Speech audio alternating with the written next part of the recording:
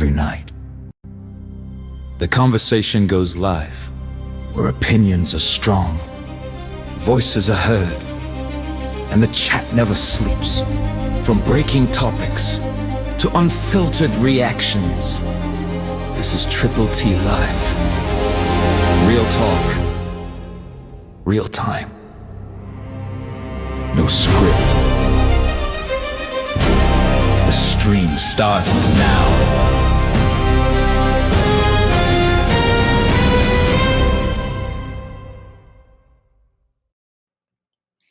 What up, everybody? I'm back. I figured it out. Can't wear white. Number one. Number two, I had to delete that stream because there was a pew-pew in it, and I didn't realize that. So, yeah, because I know Stacy Chaney, you're watching, and you're over there, and yeah, telling them go mash report. So, nice try. Anyway, it is Wednesday. Welcome to the Triple T channel. I appreciate everybody showing up. I'm your host, Triple T. And tonight's show is, if you don't want to be in the news, don't make any news. And I'll explain that here in a minute. But as always, before we get started, let's see who's up in the house. Let's see. What up, Jeffrey? What up, Miss Tabitha? Let me make sure my audio is working.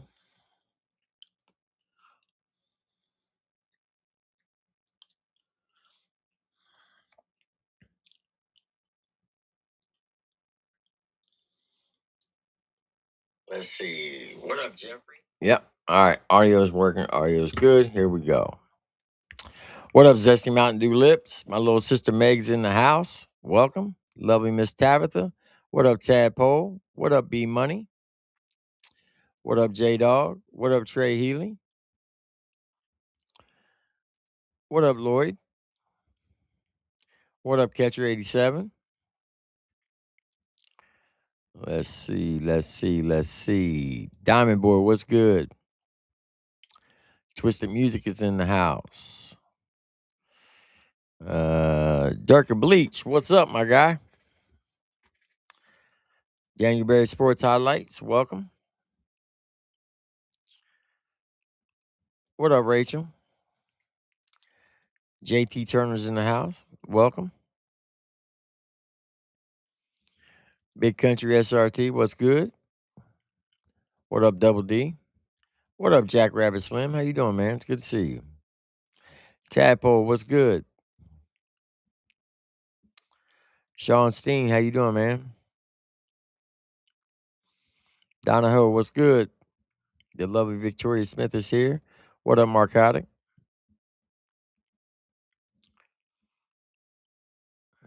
What up, Ohio Player? Prime Outlaw, how you doing? Let's see. The 420 Chef is in the house. Welcome. What up, Crawfish? What up, Iz? What up, TJ?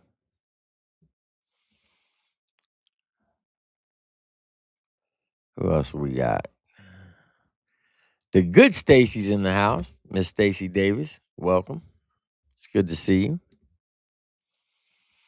Prime Outlaw. Let me scroll on down. Damn, y'all chatting it up.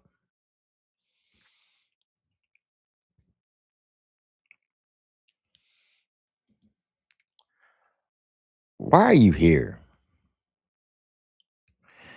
Why are you here when all you do is tell lies on people? You're going around telling people that I was blowing your phone up. I made 2 calls to you to see if we can come to an agreement like men, like grown adults, so where you didn't talk on me, I don't talk on you.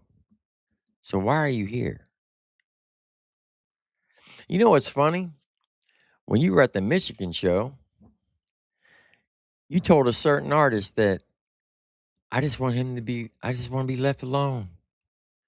I don't want him to talk about me. And yet, you can't even be man enough to answer a damn phone call to see if we can come to some type of resolution. The fact is, I don't talk on you, but you damn sure got your daggone dick suckers, got my name in your mouth all the time, to include my wife's. So once again, why are you here? Go away. I don't wish you no harm, ill will, or anything. I wish you nothing but success. But just go away. You got your new little community now, and trust me, you'll regret it one day. Trust me, I know.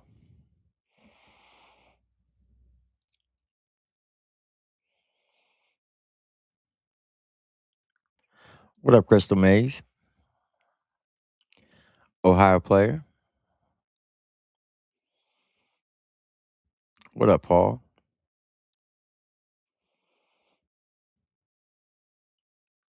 Chicago Sal in the house.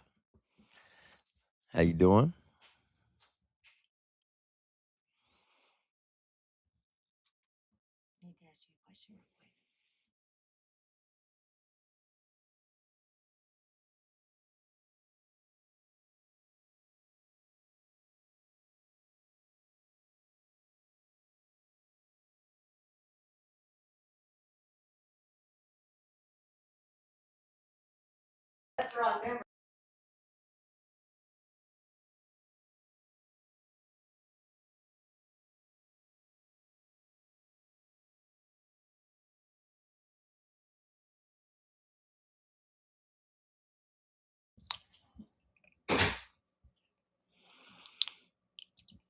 What up, Adam W4020?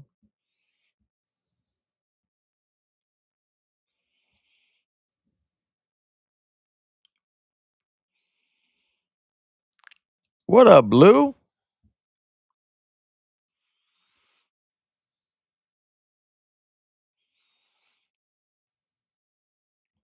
I'm glad you're here, Blue, because I'm about to announce something about you. And hopefully, Richie Vallet, you're here too, because you need to hear this message, what I'm about to say tonight. What up, Elmer? Roll Tide Roll, baby. Rebel Rose Cowgirl. Keep It a Buck podcast. How you doing?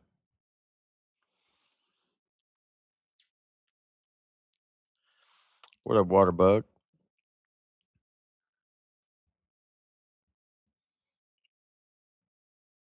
What up, James? What up, Blondie? What up, Inferno? What's good, Charlie T?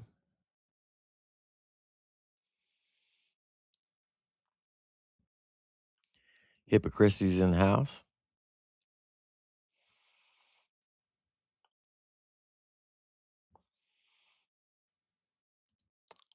Shout out to Heather Bone for becoming a member. I appreciate that.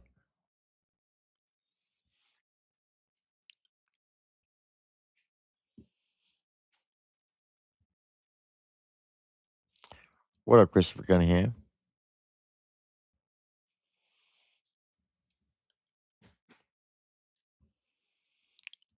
How you doing, Tanya Outlaws Nation sister? Check my IG. All right. What am I looking for?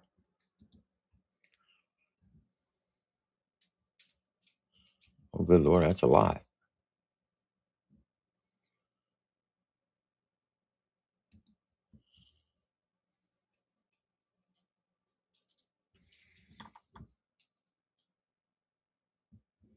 Yeah, I've seen that, Tanya. I appreciate you for letting me know that. It's already been taken care of. I appreciate it.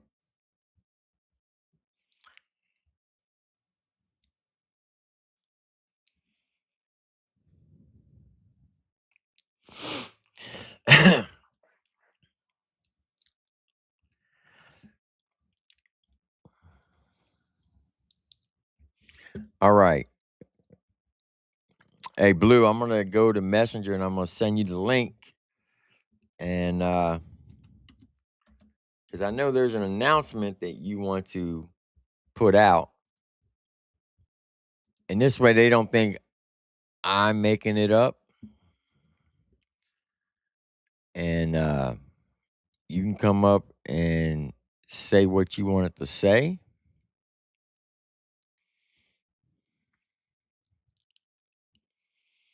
What up, Trey Healing?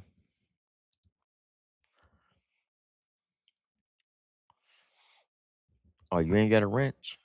Hold on. I'll fix that.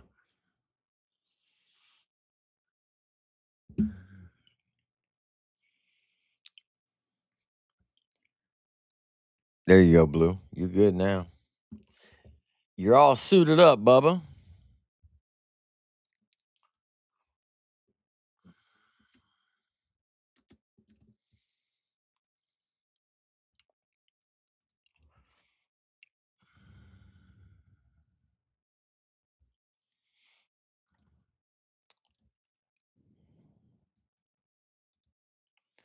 All right, check your messenger, Blue. I sent you the link.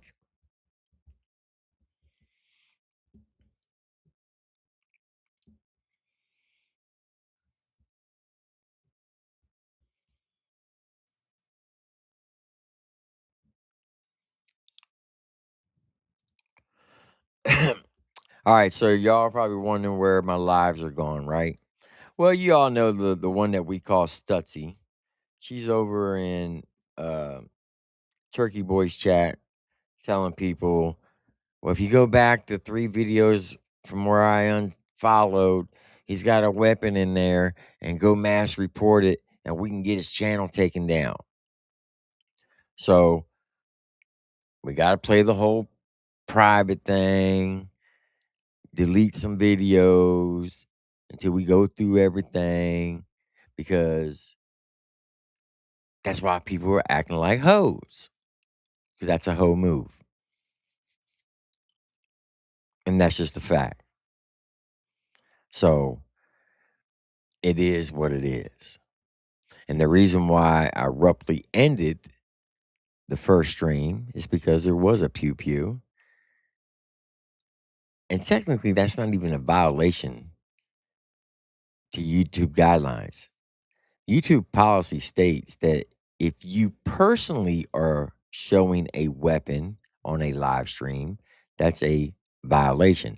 But because it's in a video, AI does not determine if it's a video or if it's the content creator showing it. And that's why people get their videos taken down. But it is what it is. We'll just have to work through it every time. But it just goes to show you how petty y'all are. Y'all think that this whole YouTube thing is like playing the game Risk, where you're trying to conquer the whole world, right? Y'all are dumb. You're too slow and you're just dumb. Actually, you're stupid. You can fix dumb, you can't fix stupid. And that's just a fact. But guess what? Even if you were to be successful to delete this channel, get this channel deleted, guess what? Yeah, it would suck to lose that many subs. But you're not going to get me off of YouTube. I'll just do another channel, come right back, and I'll build it back up. It may take me a while to get where I am right now, but eventually I will get there. You're not going to stop me. Instead of worrying about what's going on my live stream, what's going on in this channel, you might want to worry about what's going to happen in 7 days or 6 days. And if you know, you know. And I'll leave it at that. Okay?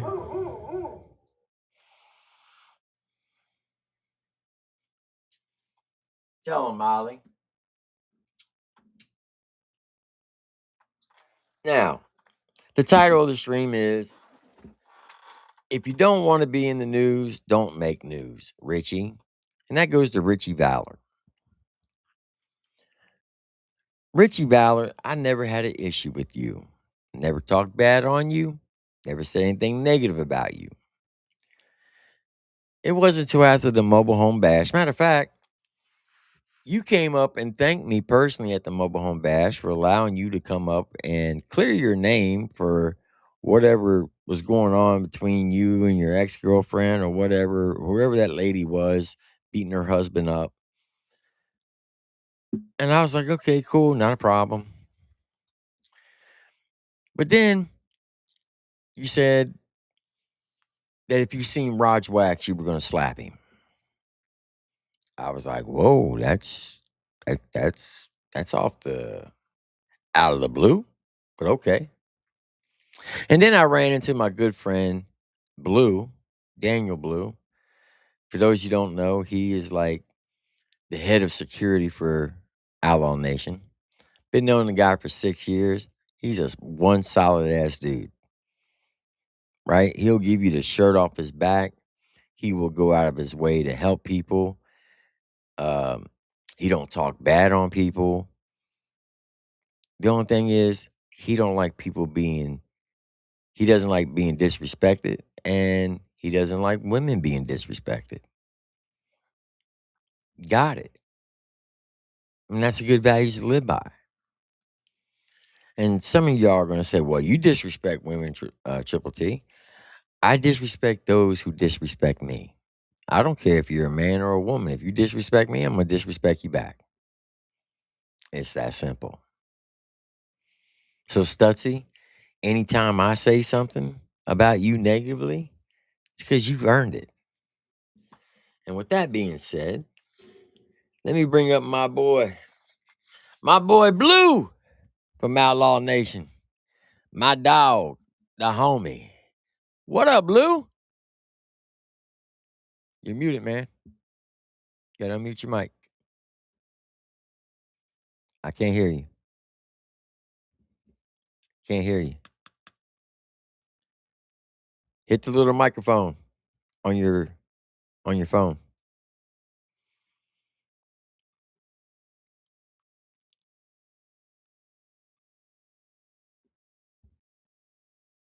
All right, he'll come back. So, if you run around here talking shit on me, guess what? I'm gonna talk shit on you. It's that simple.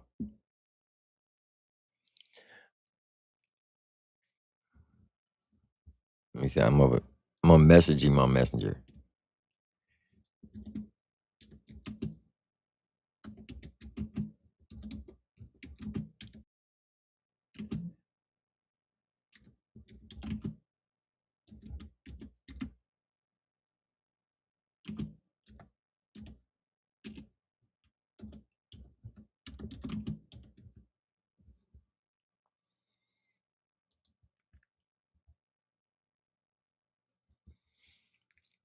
Okay. So I'll just tell you what I was told by an individual. And Blue, if you're in the chat, you can put if I'm saying right or if I'm wrong. Okay? Number one, he has a problem with Richie Valor, and he would like to actually fight him in the Redneck Brawl, in the Knockout Kings, or just meet up someplace and throw hands. Now, if you think I'm making that up, Blue, if I'm wrong, correct me in the chat. Okay? But that's what he wants to do. He wants to daggone scrap with you. Because you said some really foul shit about some females, and he doesn't like that. And I'm going to tell you right now, don't underestimate Blue. He is one wiry, scrappy mofo.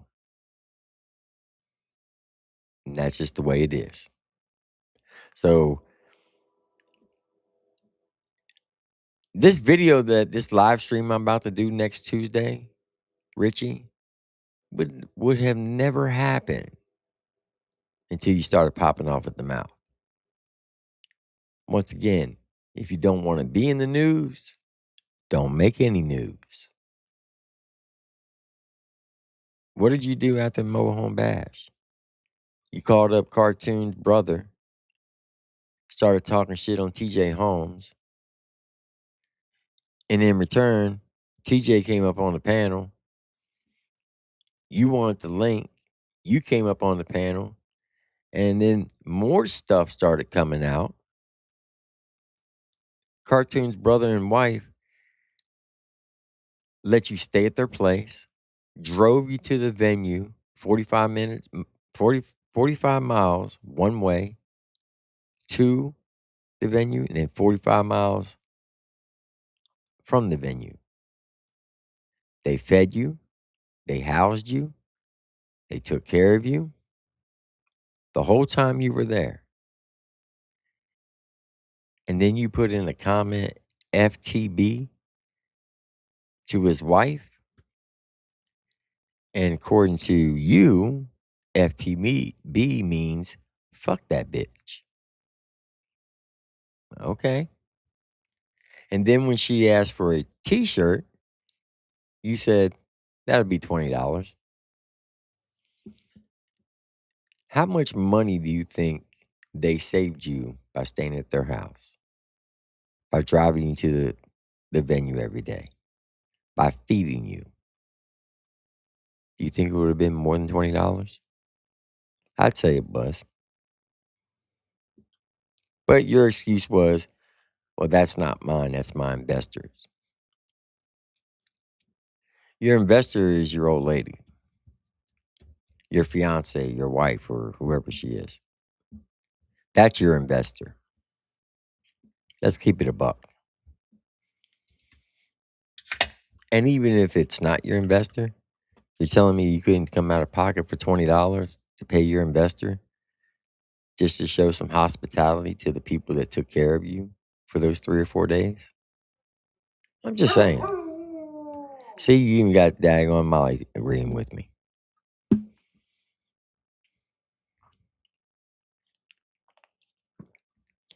Now, you called Chop up and you threatened to beat him up.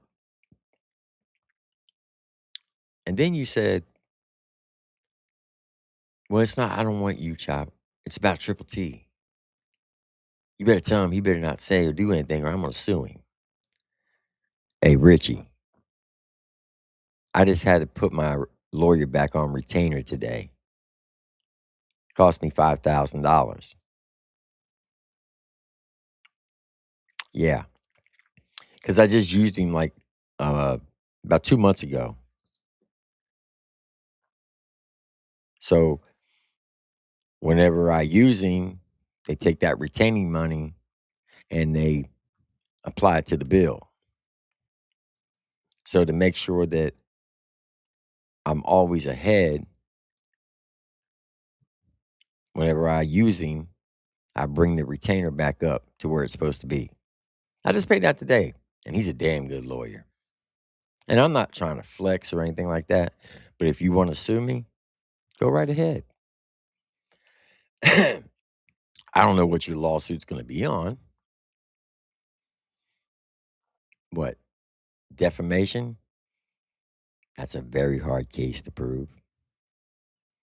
Slander? That's very, very even harder to prove. But hey, go ahead. Sue me.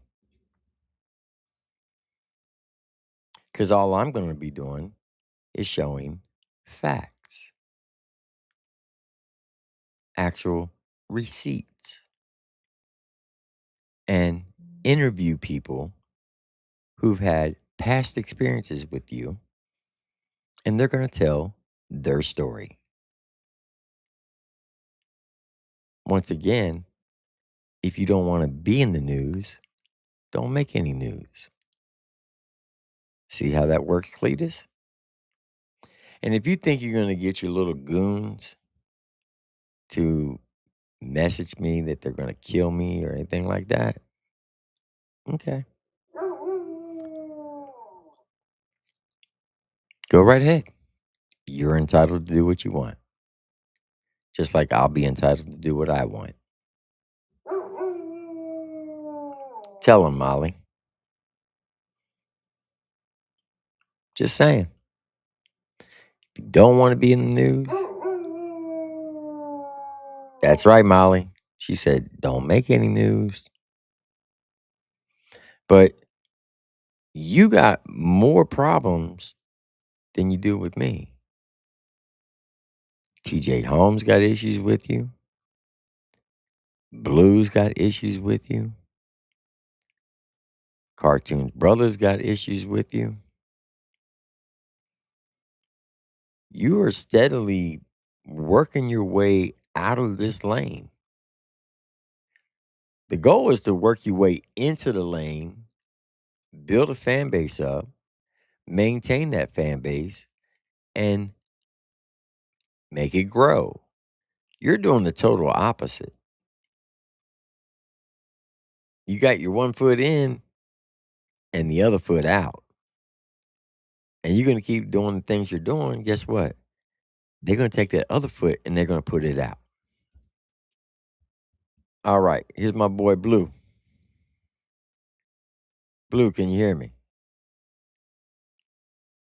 I can't hear you. Do you have any earbuds? No? Okay. If you can hear me, I'm gonna just do yes or no questions. Give me a thumbs up for yes and thumbs down for no. Okay? Do you want to fight Richie? Do you want to fight Richie Valor?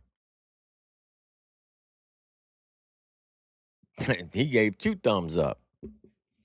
So you see, Richie, that's not me saying that. That's my guy Blue saying that. So we can set it up for the Redneck Brawl, the Knockout Kings, or you could drop a location and y'all can meet someplace privately and settle it like men. It's totally up to you, Richie. See, Blue even said yes. He's standing with his chest and he's holding the 10 toes down.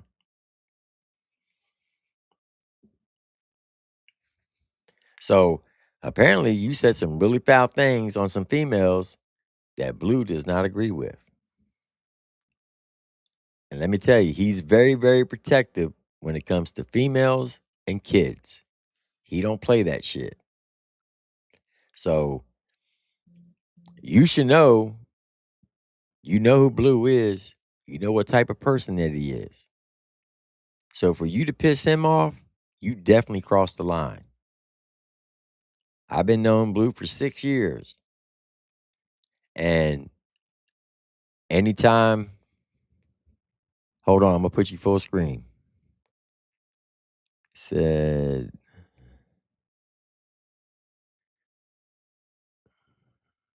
grow some balls, Richie. There you go. Grow some balls. Now, like I said, I've known Blue for 6 years. And it takes a lot to piss him off. Like a lot. He's just not going to want to fight anybody. Okay? It takes a lot to piss him off. I think he's one of the most kinder, gentle people you'll ever come across with. Ever cross paths with. But I do know this. When you do piss him off, you rather finger fuck a bobcat in a phone booth than fuck with that man. I'm just telling you. And I'm just spitting facts right now. So don't act like you don't have his number, because you do. You know how to get in contact with him. Go ahead and hit him up. and y'all can do it publicly or you can do it privately. But Blue wants to have a conversation with you. So, like he said, grow some balls, Richie, and settle it. And then it'll be done and over with. You ain't got nothing to worry about after that. He said, bring it. Bring it.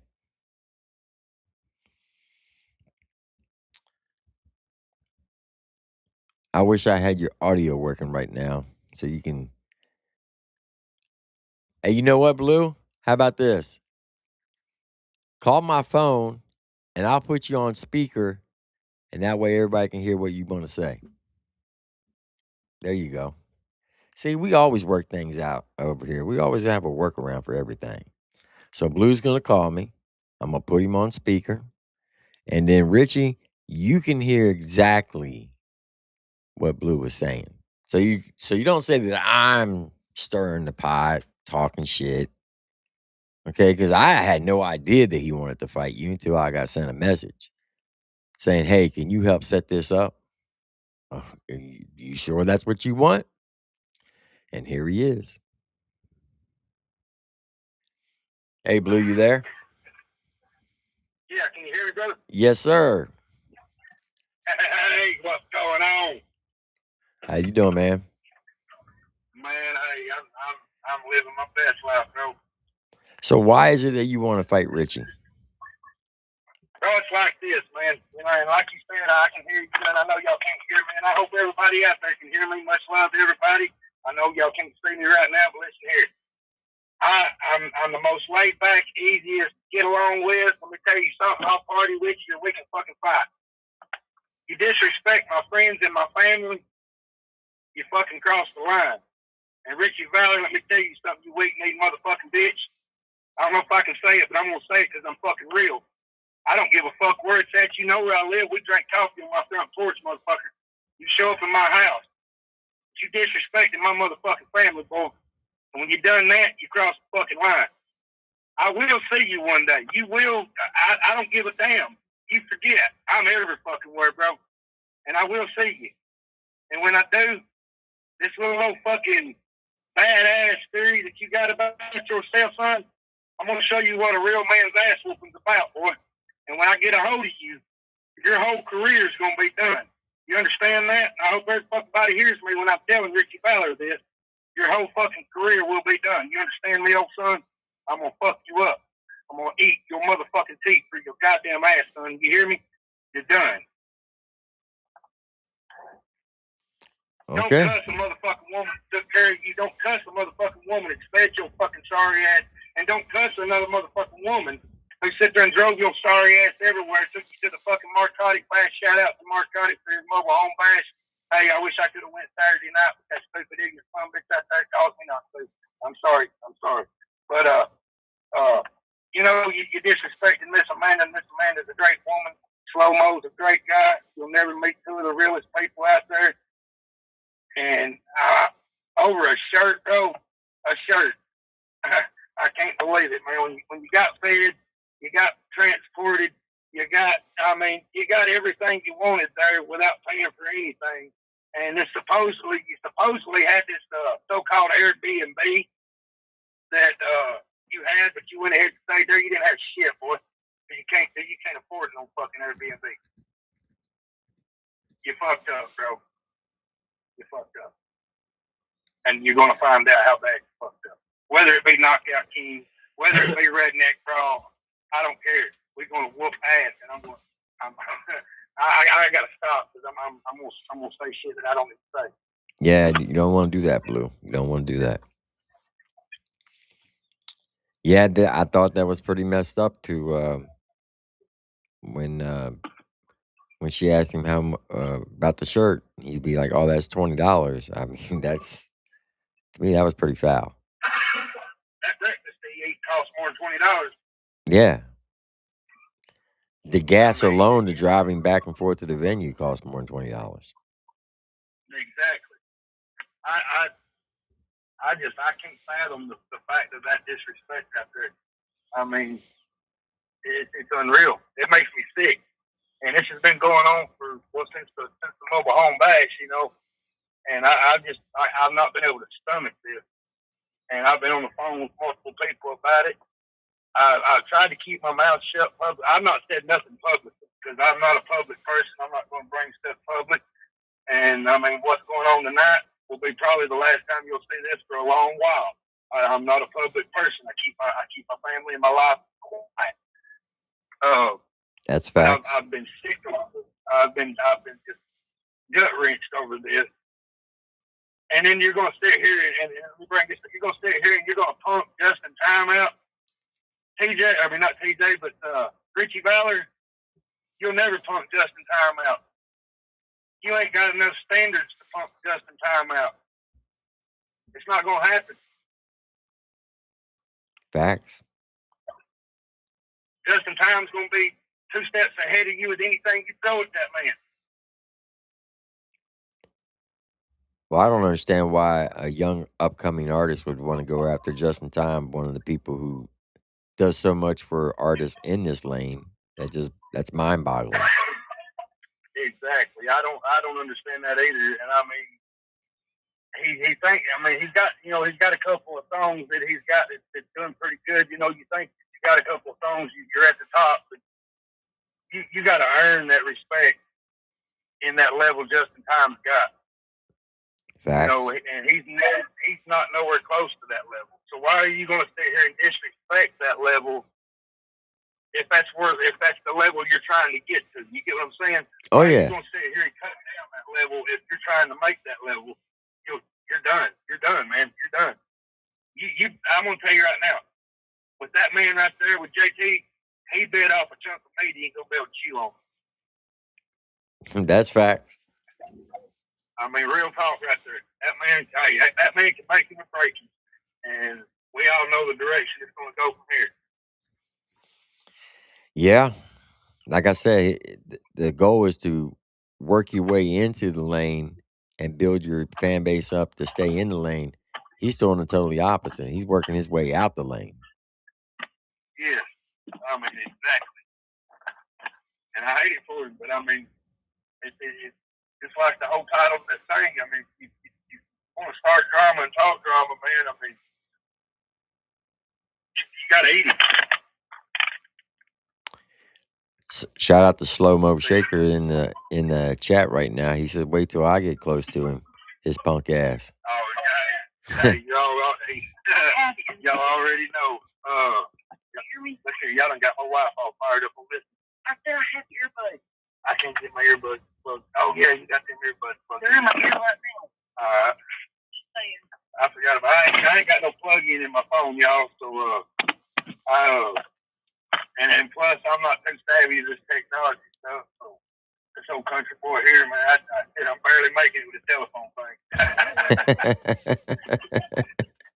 I tell you what, y'all, it's man, how's everybody doing out there tonight? I hope everybody's doing good. I can't see nobody's comments or nothing, but I promise you, I know there's a lot of love in the comments for me, man. And much love to all of y'all. Much love to all of y'all. For sure, man. For sure. But it was good to see you that Friday, Blue. It's been a while. Man, it was great seeing Tim. Yes, it has, bro. It was great seeing you, bro. They had quite a few there that I got to see that I hadn't seen in a while, man. Chop Easy. I actually got to see Elmer Brown. Been trying to meet Elmer. Elmer, I know if you're still in the group, man. Mad love, bro. Glad I got to meet you, man. I know you're busy and doing your thing.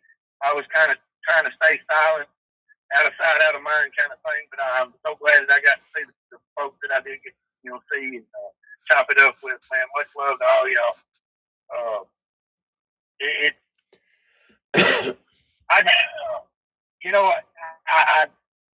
I wanted to keep my mouth shut, and I was told to keep my mouth shut. If you that might be in the group knows about it, I was told to hush about it, to keep my mouth shut, but I can't.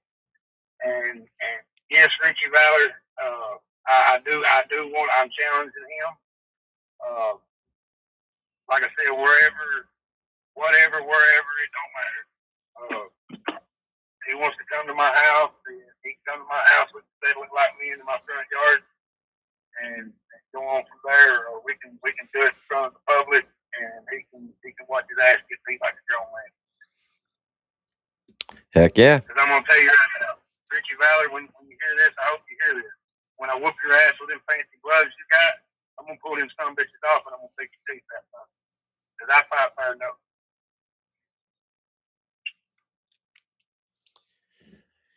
Very well said. So if y'all can get that set up, just let me know when, and like this whole country boy show up. All right, well, we'll make some phone calls for you, Blue. Hell yeah, I appreciate y'all, man. All right, Blue. I talked to Chop a bit earlier about it, and you know he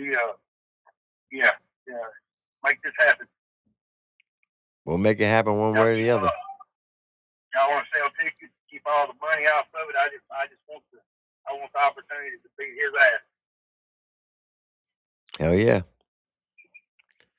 All right, Blue. Well, you and your wife have a good night. And like I said, it's good talking to you. And if you need anything, just give me a call. Most definitely. I'm going to hop off here and hop back to chat and give a shout out to folks and finish the show out. All right. I appreciate you, Blue. Very much love, man. All right. You too, man. So there you have it, Blue. Like I said, I've been knowing him for 6 years. And it takes a lot for him to get pissed off. And I can only recall maybe 2 other times that he's been this pissed.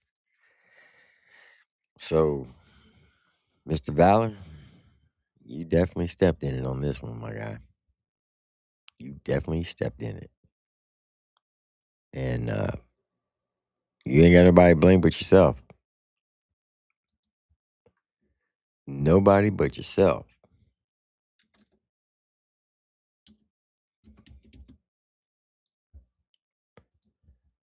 Let me see.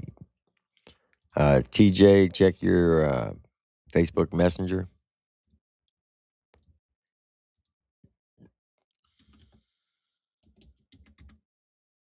Because I know you got some things to say about this as well.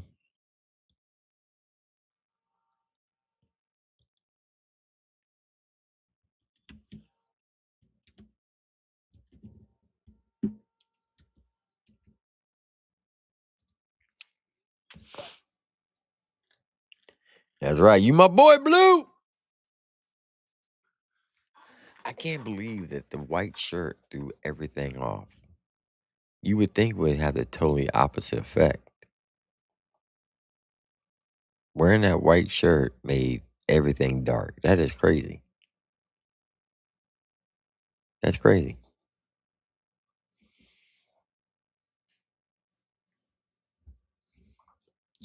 Dirk Bleach said, anybody want to bet $100? He said, Richie ain't going to fight that dude. I got 100 on it.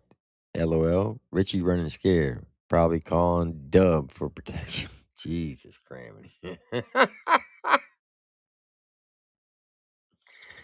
Oh, boy. Boy, that's crazy. That is crazy.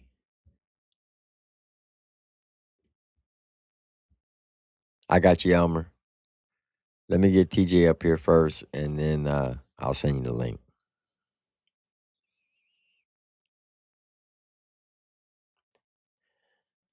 But like Chop always says, if you don't want to be in the news, don't make any news.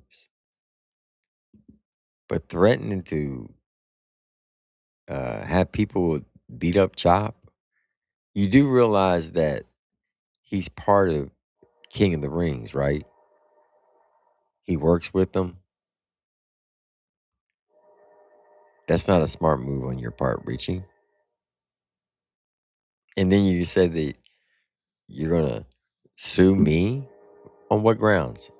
What's the ground of your lawsuit?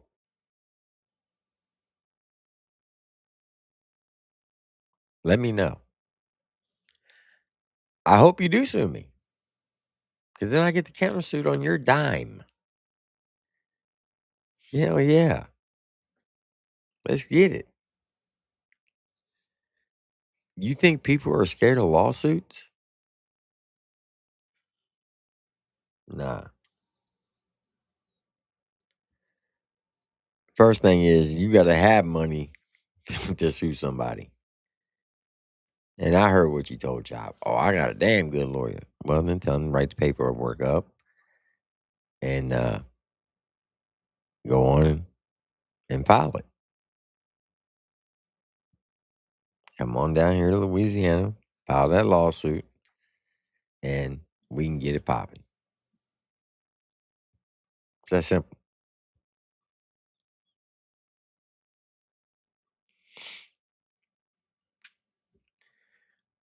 Yeah, T-Bone, apparently they are.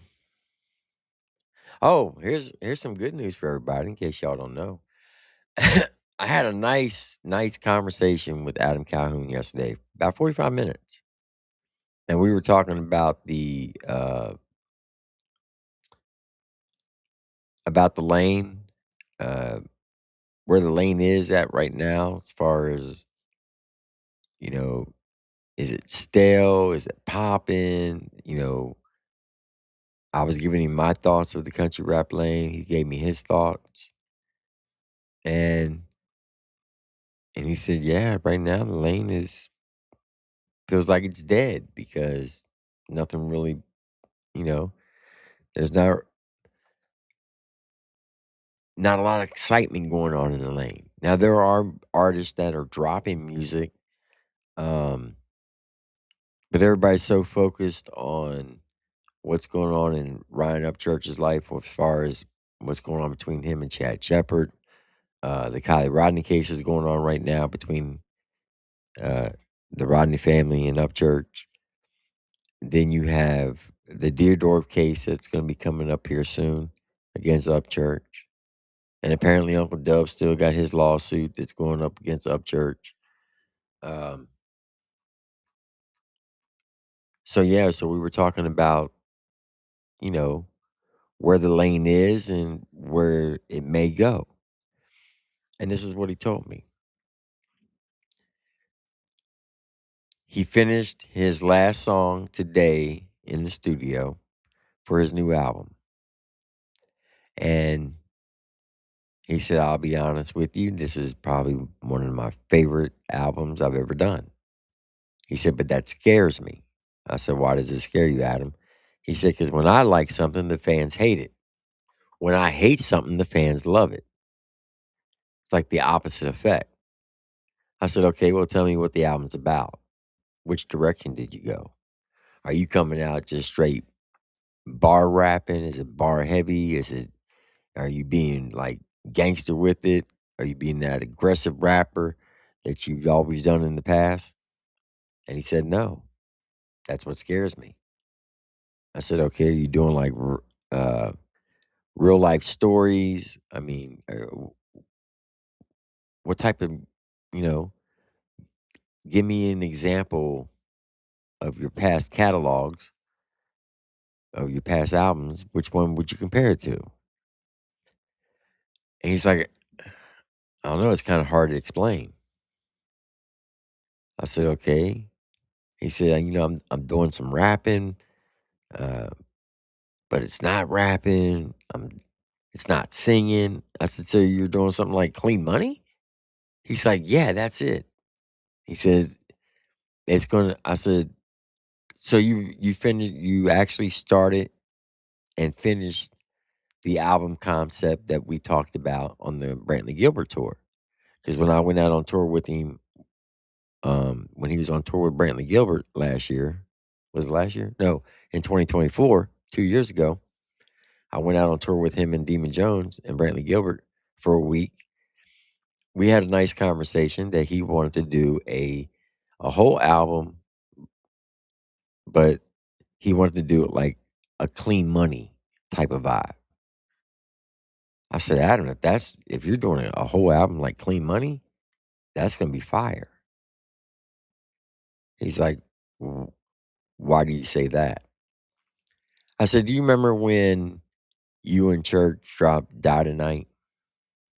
I said, do you remember how when y'all dropped that, the lane was buzzing? There was, a lot of stuff going on. People were so excited that you and him were doing music, and it was just popping all over the place. He's like, "Yeah." I said, "If you're doing a Clean Money album, it's gonna have that same vibe. History's gonna repeat itself, and I think it'll do well." So just to let y'all know, Adam Calhoun finished his last song today in the studio. The album will be coming out probably within the next 60 days. And he told me that he's going to come back on the internet. He's going to start coming back on panels to talk about this new project. So for those who've been missing Adam Calhoun, he'll be here in the near future. What up, TJ? What's up, Bubba? Can you hear me good? Yes, sir. All right. So first things first, uh, Blue is not the type of person that is going to get out here and just put his nose in the middle of anybody's drama. Oh, I know that for a fact. I know Blue personally. And he kind of touched on it a little bit when he said that he wanted Saturday, but he couldn't because Richie. Oh, you're cutting in and out now, TJ.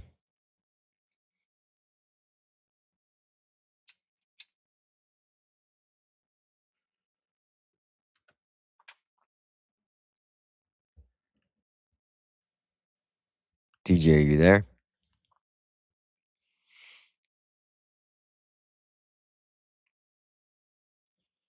He gone. He gone.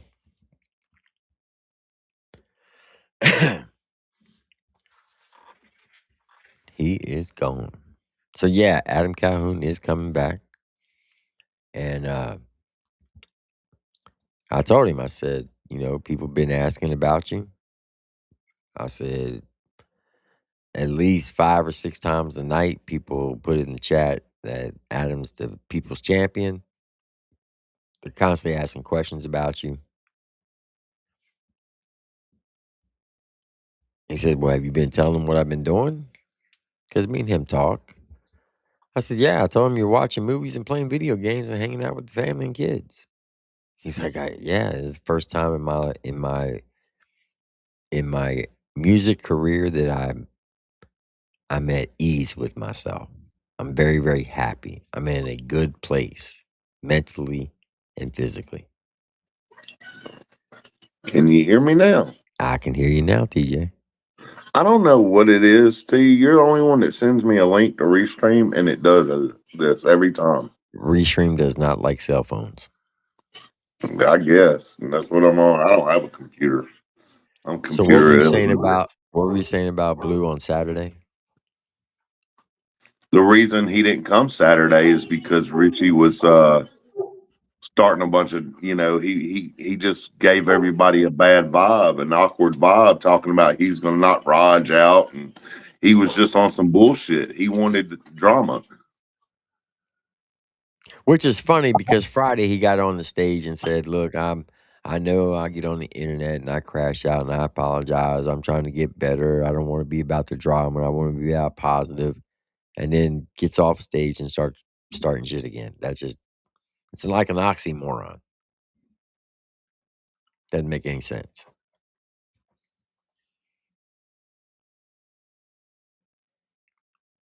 Are you there?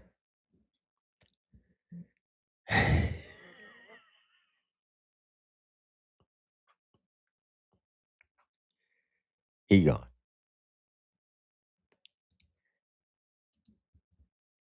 Hopefully, the third time will be the charm. TJ, you might have to turn your hat backwards. Sometimes I know that sounds crazy, but that's what happens with Larry Del Rey. He'll turn his hat backwards and then the shit works.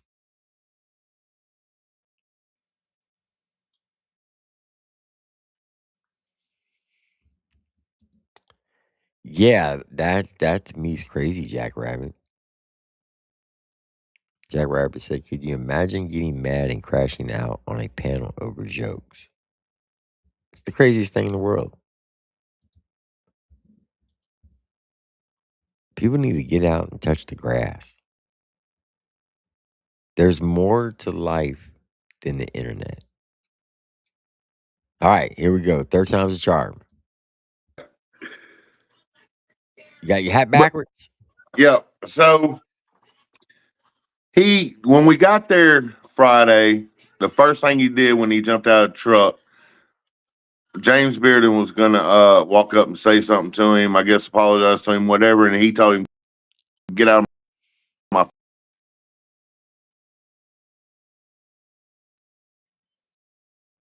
Third time is not a charm. face, pussy.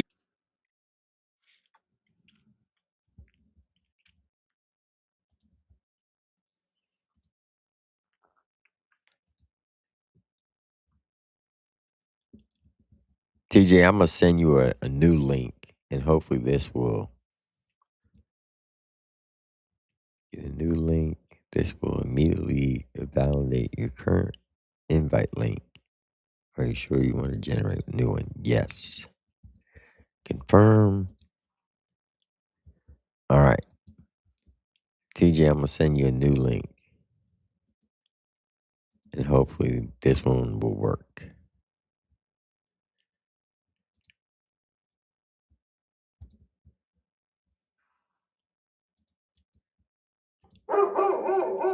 I got it, Molly. All right, TJ, check that link. That hopefully this one works better because I think I know what the problem was. I had the shared button on and it needed to be off. Hopefully this you won't have any problems with. So hit that new link, TJ, and let's try. Give it that one good college try again.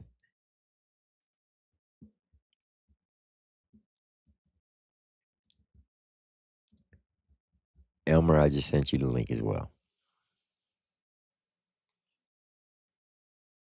Whoa, pause, Christopher. He said aliens are hacking buttholes.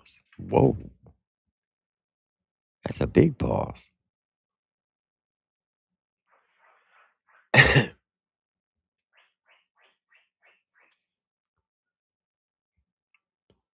And what's so crazy about it, about all this, that TJ actually helped him out, right? When he posted that video of that woman fighting with her husband, that took a lot of pressure off of what people were saying about Richie Valor right before the mobile home bash.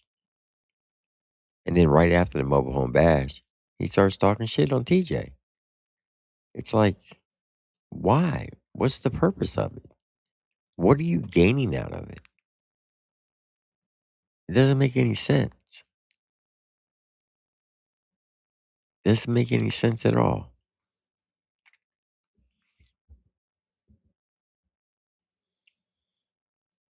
All right. Keep It a Buck podcast said, Triple T, you know, old pink dress wearing Mike Tyson doesn't have anything you want. That's crazy. All right. Hopefully this new link will work. You there, TJ? I'm here. I don't All know right. if it's gonna work, but it We're going to keeps try kind it. of popping in and out. We're going to give it the good college try. So I was talking about James Bearden. James Bearden didn't want no problems with him. And then the next day, the only person that he knew would not jump up and break bad on him was James Bearden, and he's going to throw his gloves at him and jump up in his face while he's sitting there. That's crazy. Have you talked to Muddy Water Gang Yeah. since the mobile home bash?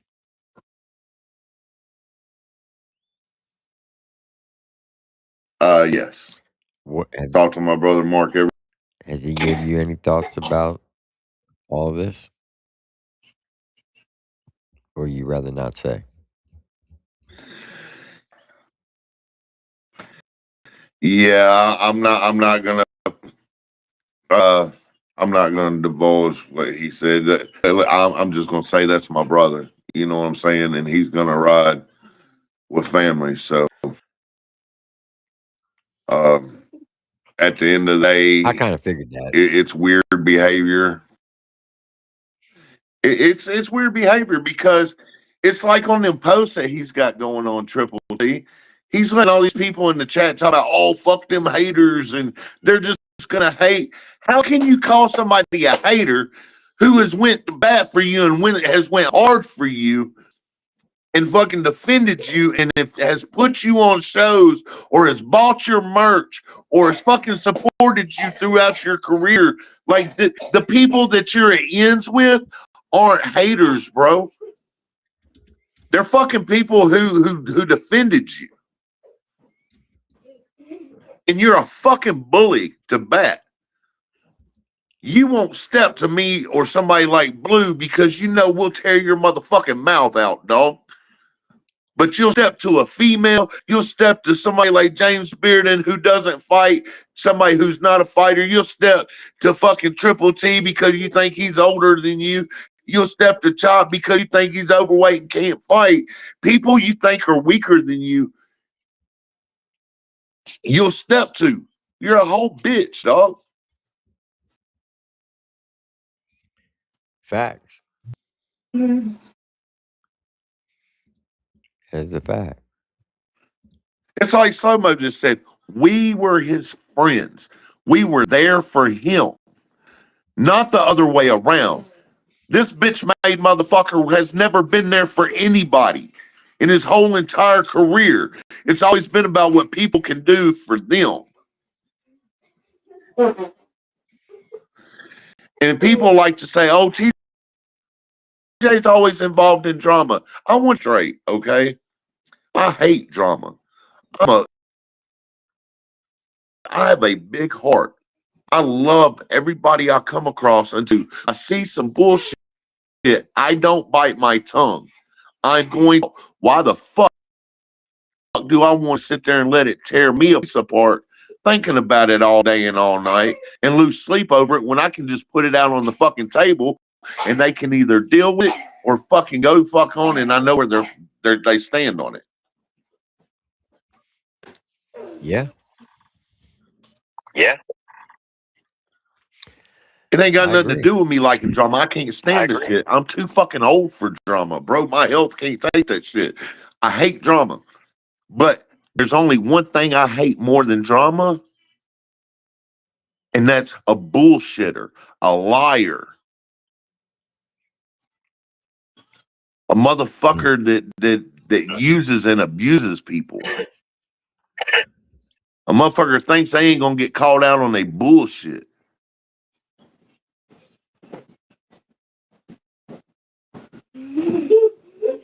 That is fact. That is fact.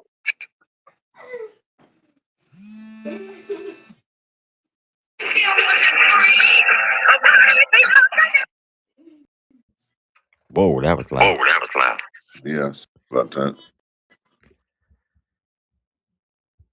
Kenley, you need to go to sleep, sweetheart. You got school in the morning.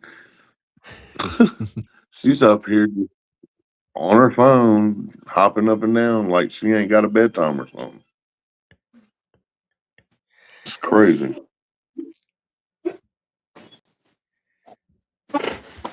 Hold on just a second.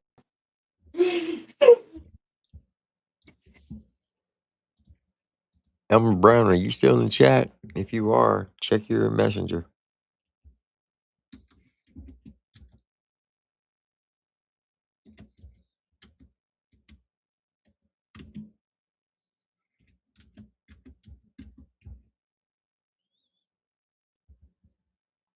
There he is. Mr. Elmer Brown, ladies and gentlemen. Can you hear me? What's up, man? How you doing? I'll show y'all something, bro. Where to get this big ass of strawberry, bro? That bitch is big.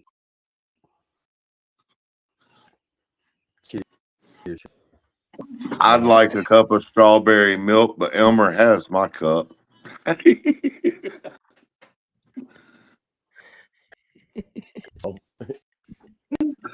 Long, bro. Hey. On me. Man. When I see you, I kiss your hand to make you feel better. I promise. I got So, you. I'll try. you know, I hope everybody's having a good night. Triple T, that man got in my inbox, and he's a lot of us. He's told us before that he does, but this man, every other message that he sends me, he keeps throwing cancer, praying for your cancer. It's like trying to throw it up in my face. Like in a span of 5 minutes, he said that in a conversation, probably four different times, just to throw it up in my face. Like you can tell it's his ego, and he was being sarcastic, doing up that I have cancer and shit. You know what I'm saying? So, like, Yeah. who showed his true colors, man? I don't fuck with him.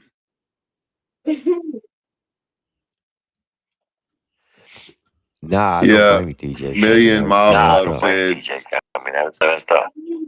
He says, sounds like Richie has an upchurch ego problem. He has the upchurch ego without the upchurch money. Damn. Elmer, can you put a comment in the chat?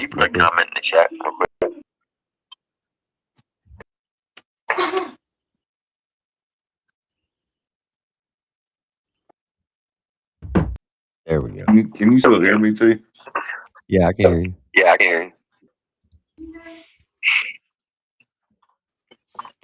You got earbuds because whenever time I speak, it's coming back through your speaker. No, TJ. Oh. So, can someone confirm this? Is Slow Mo Shaker, is that Cartoon Bondurant's brother?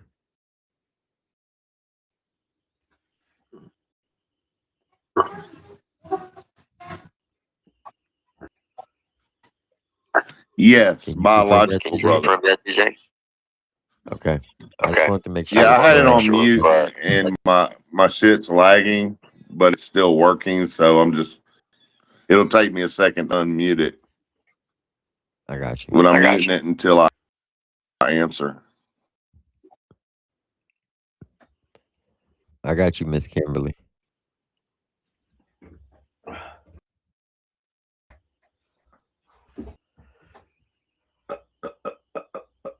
TJ. And Richie, I just want you to understand, I don't want to be doing this.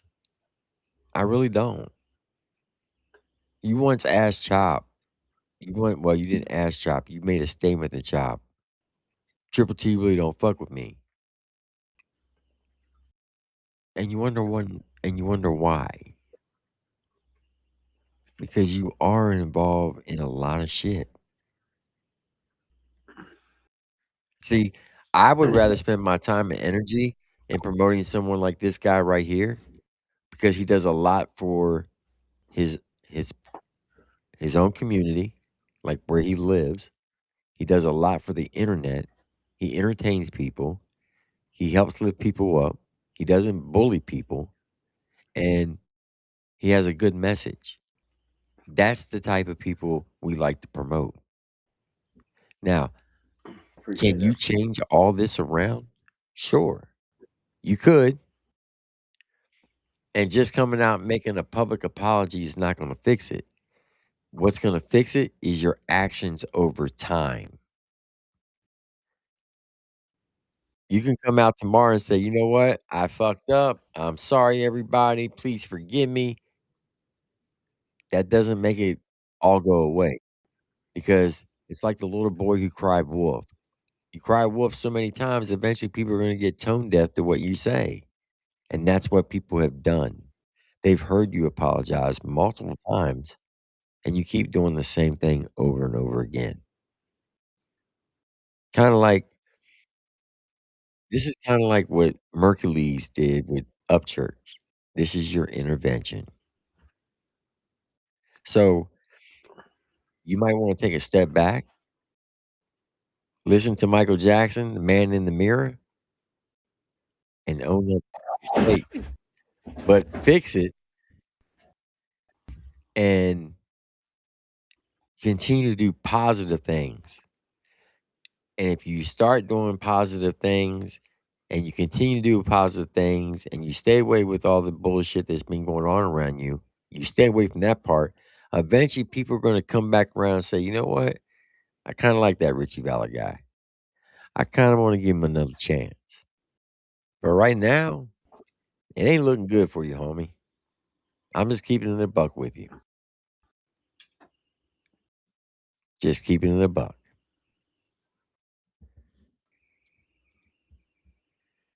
If you don't believe me,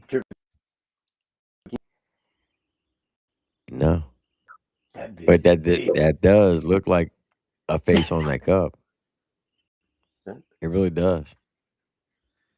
That's pretty dope. Big bad. No, it's off subject, my bad.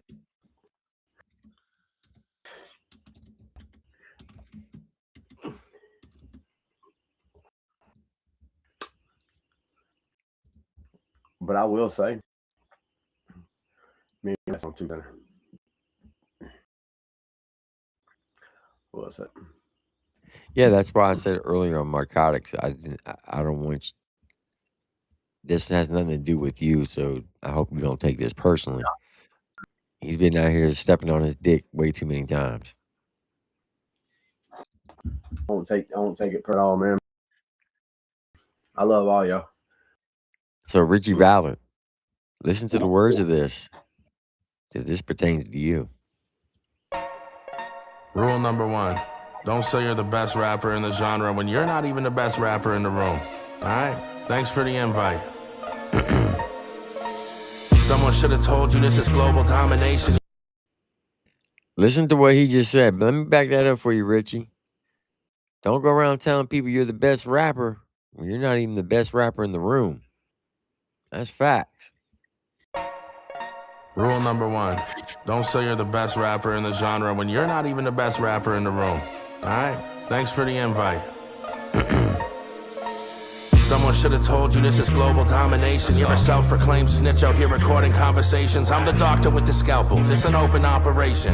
So now that I'm in charge, we all know you're not gonna make it. You've been doing so much speed that you can't hold a conversation. And this Uzi got a drum in case your homies want a facelift. Shut out that light bulb that you've been smoking off while making Instagram stories, acting like you Mozart in your basement. Shut the fuck up. Could someone please confiscate his phone? You're in your own world. Your closest neighbor's blocks away from home. So you're getting high alone like, fuck, I gotta make a pause. In your front yard tweaking while you watch and wait for drones. Look, I hate to judge addiction, I got vices as well. See, the difference is you're also fucking high on yourself. Your name's Upchurch, but I'll be sending Ryan to hell. You're so delusional, now you believe the lies that you tell. First it's Adam, then it's Jelly. What the fuck did you expose besides the fact that you're a rat inside the comfort of your home? We can see the residue from all that dust that's in your nose. Watch me punch you off your throne once these knuckles hit your dome. Upchurch, bro, the only thing that's up is your heart rate. I'm smoking all that meth and trying to front like you Scarface. If it's beef, then I'll show this cocksucker the hard way. Fuck your security, I'll show up broad day in your driveway. Like, hi Ryan, what up church, let's be honest. Are you sure that you can handle what you started? I'm invested. The snitch is getting disrespected. Welcome to your ego intervention. What up church, let's be honest. Are you sure that you can handle what you started? No, I'm invested. The snitch is getting disrespected. Welcome to your ego intervention. See, now you're just a shell of a human, you fucking punk. I promise no one had to tell me to do this. Yo, just trade, don't let this fucking lame sell you a blueprint. He's gonna use you and disguise it like he's helping your music. Look at him withering away, he's fucking broken and shattered. Let me guess you got some weight jokes, we both gotten fatter. You're in a onesie with your titties out posing for cameras. But I'm Canadian, so I'm the only hoser that matters. You got nobody now. Take a long look around, pushing friends away instead of trash songs you put out. Well, he's locked in his house with his dog on the couch in his studio like, that's what I'm talking about. A sharpshooter, a true assassin while doing rapping. Bullets flew right past him and killed him before he knew what happened. You conniving, womanizing, little weasel, you're done. You're straight pussy, probably bleed once a month. Keep it a buck, come on. What up, church, let's be honest. Are you sure that you can handle what you started? I'm invested. The snitch is getting disrespected. Welcome to your ego intervention. What up, up church, let's be honest. Tell you shit that you can handle what you started. Now I'm invested. The snitch is getting disrespected. Welcome to your ego intervention. See, that's the thing I'll never understand about you, man. It's like you push literally everybody out your life and then act like everyone else is out to get you. You think you'd reach a point where you take a look around, ask yourself if maybe you're the problem. You thrive on creating this chaos in your life just to like distract you from the fact that you're frail and broken inside. You push all those problems away and refuse to admit they exist because you're too much of a coward and not man enough to do the work and fix that shit. It must get pretty lonely in that big house all alone, waving hi to your security at your gate every day who keeps you safe from all the people you constantly disrespect for no reason. You can only hide behind that false ego for so long, man. This ain't a diss track, it's a therapy session. Welcome to your intervention. You're welcome.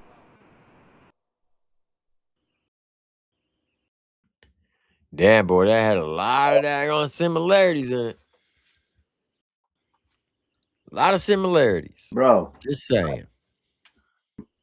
Merc killed Merc killed that motherfucker. Shout out to Merc, man. Shout out to Miss Amanda. I hate the people. She wants everybody to see this right here. See if I can blow this up. Nope, it ain't gonna blow up. Let me do it like this. Hold on. What is it?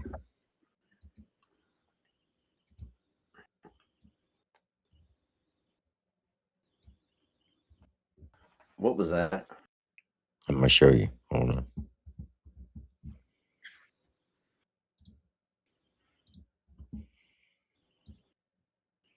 I'm just thinking, bro. I hate him to get on my ass.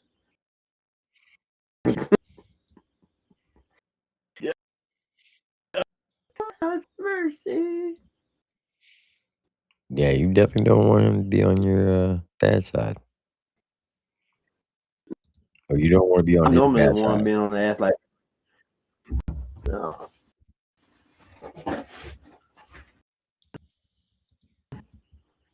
Hold on, chat. Every day today. New show.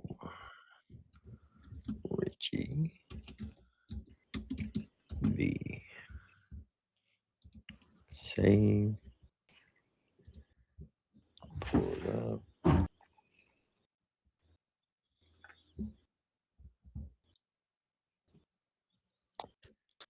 So have you confirmed about the cooking show? It's a go.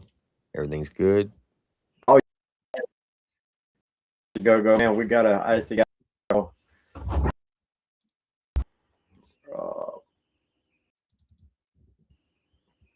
Yep. Let me see.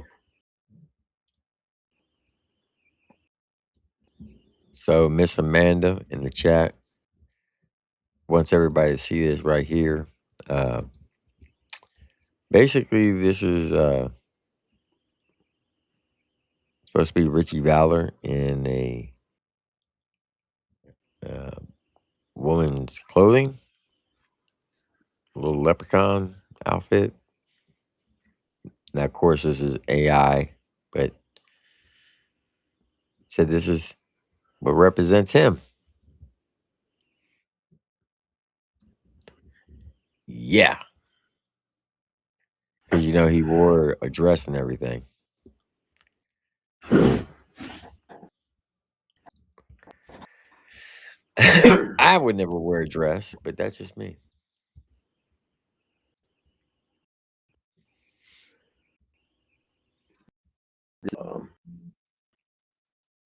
Kind of awkward right now, isn't it?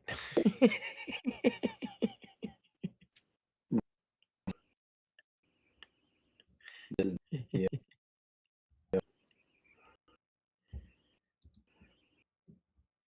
The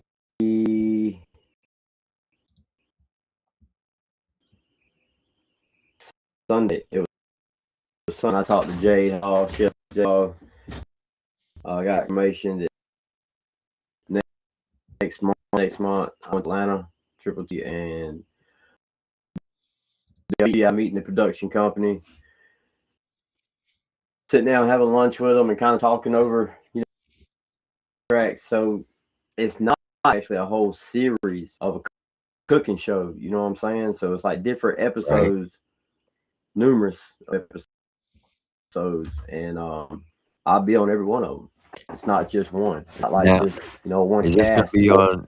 Is this gonna be actually on TV or is it just on a streaming platform? So Really? channels don't. Yeah. Oh yeah.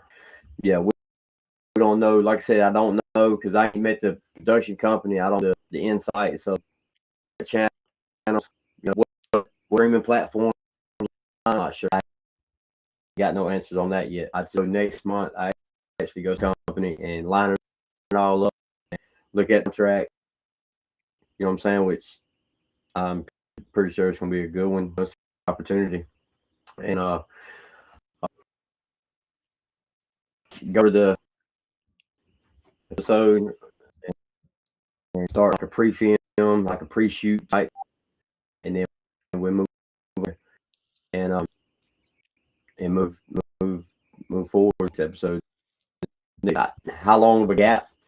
How long of a gap it'll be between each episode? I don't.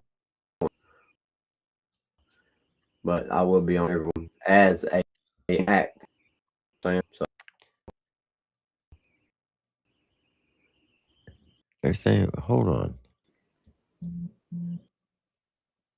cutting your end, Triple T. They're saying it is, but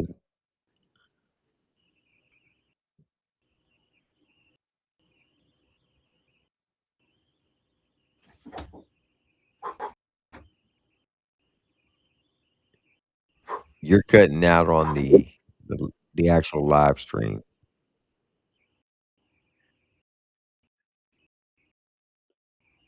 Wow. Do you have when you were on Marcotic before you hooked up the Logic camera? What other camera did you use? I think you might have to go back to No, that Rich, because we don't like that camera was making. Yeah, it will. The link that I sent you will actually work because the reason why it wasn't working for TJ because I had the share button on and it needed to be off. All right, I'm going up, coming out. I'm getting going and coming on my phone. That's a bar. The boy got Xanax.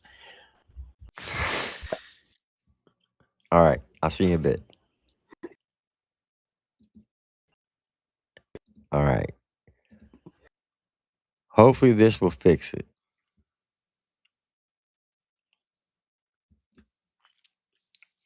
I'm not lagging. He was lagging. So I got that fiber optic shit, baby. Hell yeah. Hell yeah. But I do appreciate y'all coming out tonight. If y'all could hit that like button, hit that subscribe button, hit that notification bell. And hopefully everybody's doing good. It is officially Thursday. Yeah. Don't forget, Monday we have the final episode of season 6 of the Rundown. The final battle, Ty the Tyrant versus Tyler Truth. Who do you think's gonna win? Do you think Ty the Tyrant or Tyler Truth? Let's do a poll. Jack Rabbit wants the link. Okay. You gotta read your chat. Who will win season 6 of the Rundown? Ty the Tyrant or Tyler Truth? Start the poll and pull up Elmer Brown, see if this works. Oh yeah, much better. Got better? Much better. Awesome. Much greater. Bro, I'm almost at the bottom of this big ass cup. You gonna have the shits. Probably.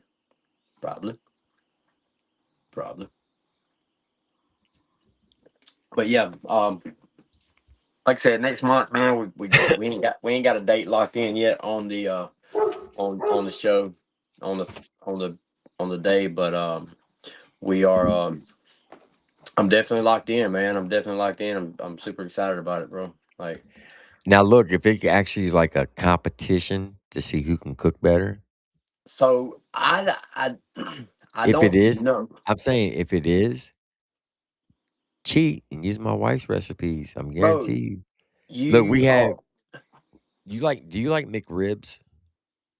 the mini Mac ribs that she cooked. Yeah. We had them again tonight. Man, them things are the fucking bomb. They So are the bomb. I'm going to actually.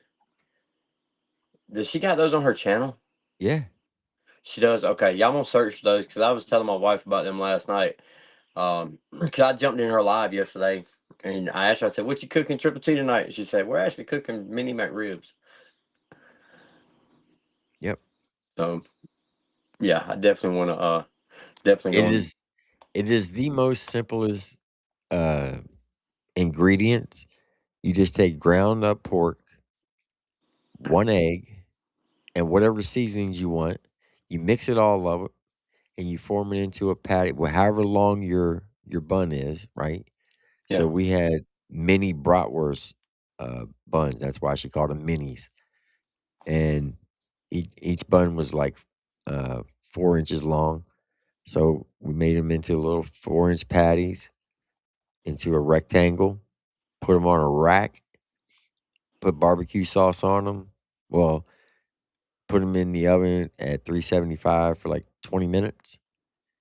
Pull them out, put your barbecue sauce on it, put them in the oven on broil for like 5 minutes. Wham bam, thank you, ma'am, done.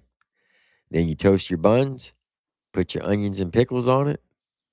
Man, that shit is the bomb. yeah, bro. Like, so I was sitting there last night and I was just kept watching that video of the lasagna, and I kept watching it and watching it and watching it. My wife's like, what the f are you listening to over there? It's on repeat." And I said, "I'm learning. Shut up. I'm in school." You know. She's like, "In school. Sound like somebody's cooking." I said, "Oh, it's Triple T's wife. Like, you need to watch this. You need to learn from this." Like, she looked at me, bro, and like, go to fucking hell.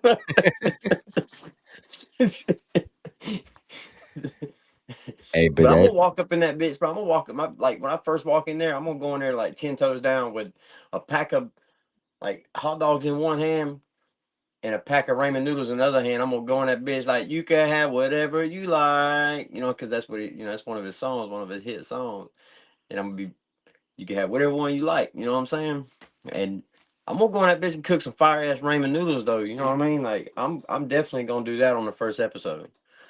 Like, ramen noodles, bro. Shout out to Marcotic. And it's gonna unless it's win. an actual competition for a cash prize, you better you better not do no ramen.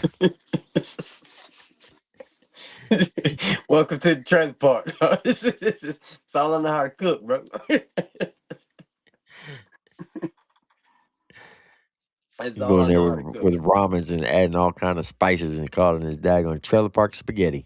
I'm trying to tell you, so man, I've really been messing with this seasoning called Everglades, and it's actually made in Sebring, Florida.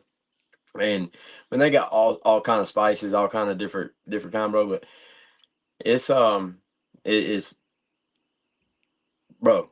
You got to try it. If they don't You sell it, ever you ever had Old Bay? hell yeah, yeah. I put Old Bay on my ramen noodles too.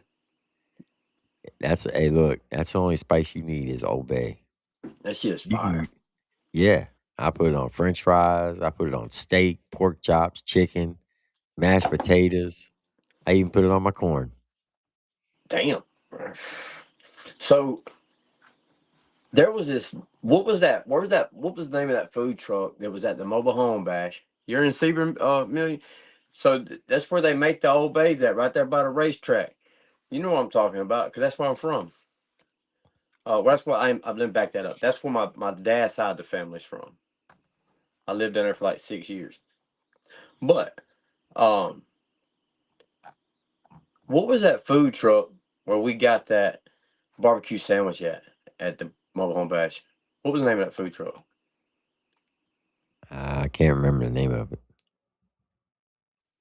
I can't either, but oh my, that shit was good.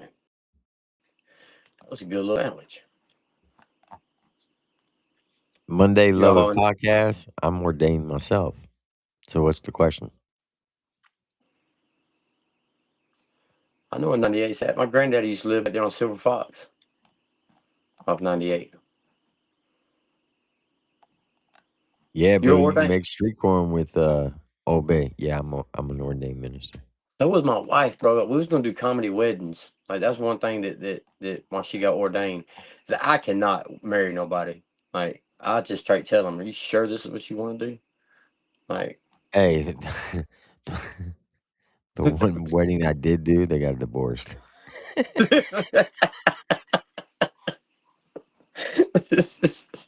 So I'm just saying. Shout out Slow Mo, man. What's up, big dog? And shout out Blue, bro. You see how big? I don't care what nobody says, bro. Blue is a big ass dude. When he came in there, bro, that But motherfucker look, big. I'm gonna let the cat out the bag. Blue's a Oh, teddy bear. I don't believe that.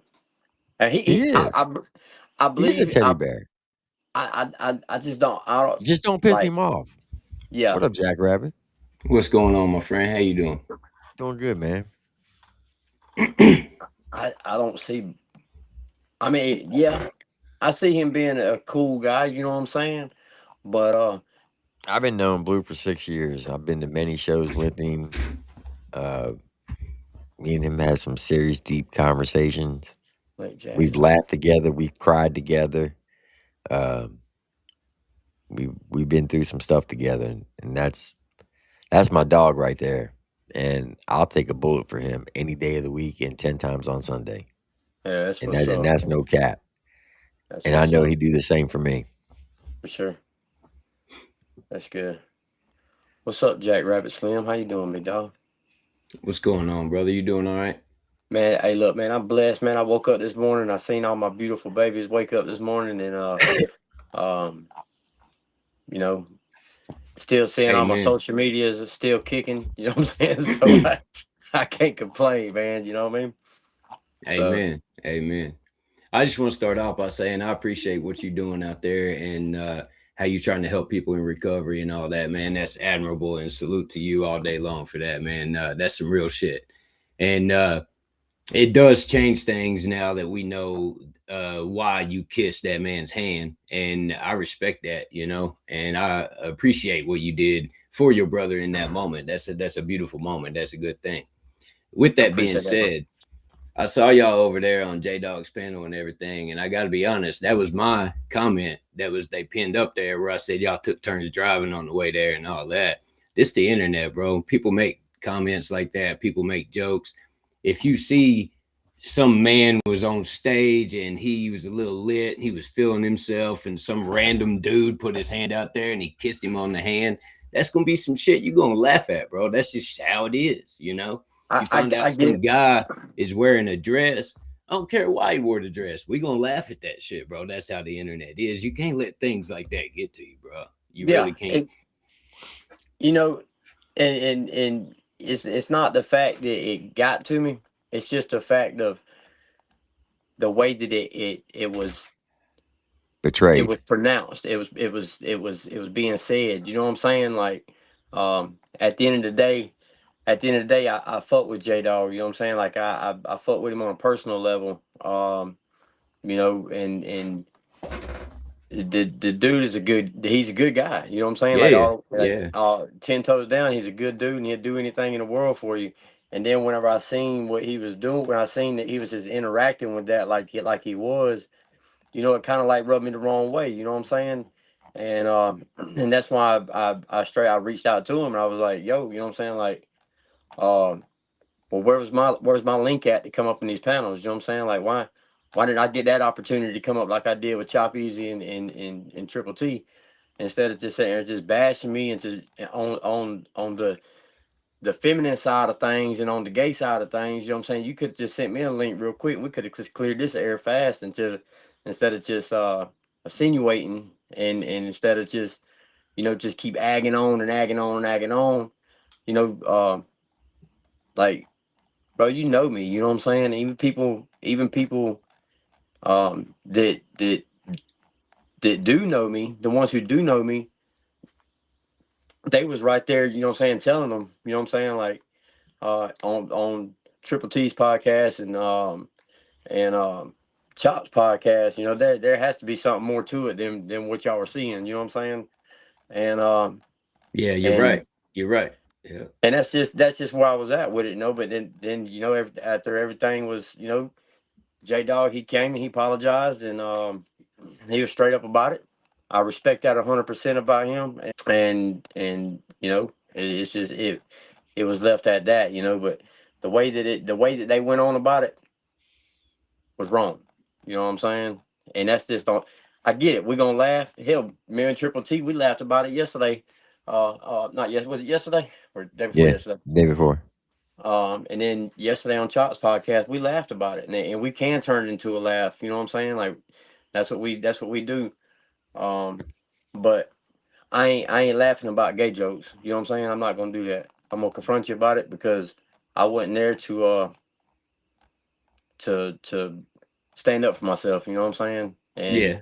That's but fair. now that everybody knows the story, it's left at that. You know what I'm saying? Yeah. But no hard feelings at all. You know what I mean? It's That's move real. on and you know, um, hope he builds his podcast and some good, with good vibes and stuff like that. I wish the best for the guy, 100%. I even jump back on his podcast any time that he wants me on there, as long as I ain't got nothing scheduled or nothing. Um, but it's just sometimes when, even though it's the internet, you still got to be able to to be careful what you say about somebody when I'm not present. You know what I'm saying? Especially me, because I got people all over the internet. I got people all over YouTube. I got people all over Facebook. I mean, every platform there is, except for OnlyFans. You know what I'm saying? Yeah. Yeah. Won't be long. Won't be long. The way the economy keeps going like it is, I might even start one of them. You know what I mean? So No, I respect that. And I'm glad you came up to speak your piece, because we have yeah, more understanding now. And I know who you are as a man. And I got nothing but respect for that and what you stand for, And whenever you came up on Triple T's panel and you explained it for the first time, I was the yeah, first one in the chat to be like, you know what, man, I was wrong for making fun of this dude. He's a real motherfucker and I appreciate what he's doing. You know what I mean? I But appreciate that, then bro. when I saw y'all over there on J Dogs, it kind of rubbed me the wrong way, man, because it's just jokes, bro. We didn't mean nothing by it. We don't know you as a man. And now that I Right? do, I'm the first one saying I apologize. That's just the internet, bro. You can't take Yeah, it like real life. Now, in real life, if I met you man to man and I'm sitting here calling you gay and talking shit to you, I would expect you to have an issue with that. But I'm not that type of dude. And I don't think J okay, Dog or Grism is either, to be honest with you. I don't think they're that type of guy either. I think it was just a fun moment. We was having fun on the internet. We didn't need nothing by it. And I don't want you to take it to heart, man. I'm here man to man telling you yeah, that I respect what you're doing. I'm a fan and I like what you're doing, man. And I don't want you to get sidetracked by bullshit because it's yeah. background noise, man. No, It man. don't matter, bro. You know what I mean? There ain't no hard feelings, bro. You know what I'm saying? You know what I'm saying? We all, and when I left the podcast, bro, I came peace with everybody in the chat. I came peace with, you know what I'm saying, anybody who said whatever they said. You know, one thing about me, man, is you know, you got to forgive to forget. You know what I Yeah. mean? And Yeah. I live on that, bro. You know what I mean? It's just what um what we do from here on out. You know what I'm saying? That's what matters. But I tell you, just like I told Triple T, just like I told Chop, J Dog, anybody, there's a phone right here. You know what I'm saying? And any questions, it's on my Facebook in my bio. Any questions, anything that needs to be brought up or asked for my, upon me, or hey, I want you on this podcast, such, whatever. That's a direct line. That's just, there ain't no third party booking right here. This is me. You know what I'm saying? It's my phone. Or call it, and let's I'm more than glad to get on any podcast or anybody's channel if it's okay with them or the people that's up in the panels with them, and chop it up and talk about it. And when we left the podcast, I come peace with I came to peace with with everybody, man, and no hard feelings when I left the chat. You know what I mean? At all. No hard feelings at all. I would like to say this. Shout out to Jack Rabbit Slim and to you, Elmer. Folks in the chat, this is how grown-ups handle a situation. They come up, they talk respectfully to one another.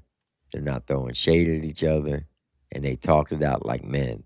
So I salute both of you for that. That's mad respect, and that's how things should be done, not acting like a little kid. I am gonna send him an Alabama hat though, Triple T. I see you, bro. See, that's what I'm talking about. Now, that's funny, right? We got to figure something out. Hell yeah, multi-roll. I'm with you, bro. Yeah. But look, when you're absolutely right, Jack Rabbit. When he told me, when he came up on the panel, he's like, "Bro, that's my brother."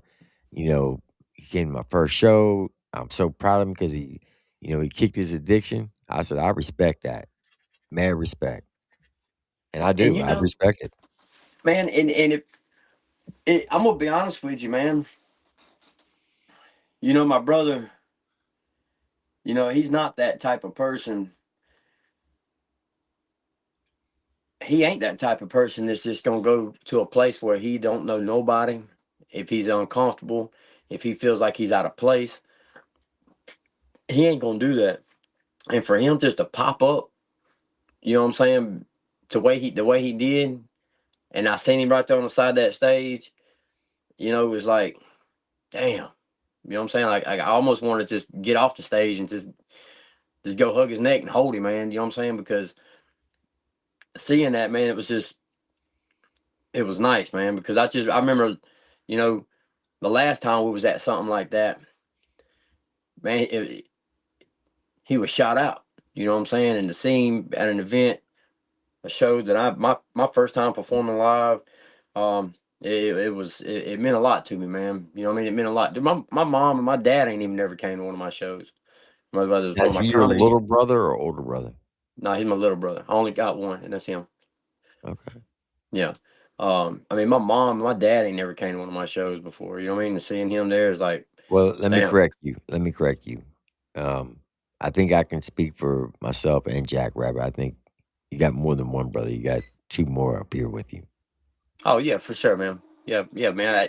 And I appreciate all y'all, bro, for real. Because when I came into this music lane, I ain't gonna lie, man. I thought that I'd be getting looked down on, and oh man, you're just a comedian. You ain't no rapper. But what? Well, I know I'm not a rapper. I can't carry a tune in a box. You know what I'm saying? But man, shout outs to all the music artists out there, man. Shout outs to Joe Stick. Shout outs to John Connor, Doug 3030. Shout out to Jack Rabbit. He's got some bars too. Oh, do you? Yeah. A little bit. Yeah. A little bit. A little bit my ass. I ain't never known nobody from Tennessee. Hey, I'll say this. He's the best rapper in Tennessee. Minus Narcotic. Oh shit. I agree with that. Narcotics the dope. Yeah, he's dope, bro. I like Narcotics. Oh shit. All right then, Jack Rabbit. I mean, you might link up then, big dog. He way better than Ryan Upchurch. Bro. That's a low bar to set these days, bro. That's a low bar to set, man. I do want to point out, though, you said something that rang true to me, though, Elmer, man. You talked about how when people are in the height of addiction and they're at their lowest point, it's usually when they go to a rehab facility and they don't have money to get insurance and be able to get their way into that and all that. And for you to be able to provide that service to them is monumental, bro. That is the hardest part of it, is taking that first step and being able to have enough responsibility about yourself to be able to make those things happen and be able to get in there, so to speak. Because once you're in there, it's up to you. But helping them get in there, bro, that's a huge step, man. And that's a big thing. And I appreciate the hell out of that. Talking from experience, man, I've been there and I know how hard it is. So it means a lot to someone like me, for real. And I appreciate that, man. Man, I was in active addiction for almost 15 years, man. And, you know, I know a couple things when I was in my active addiction.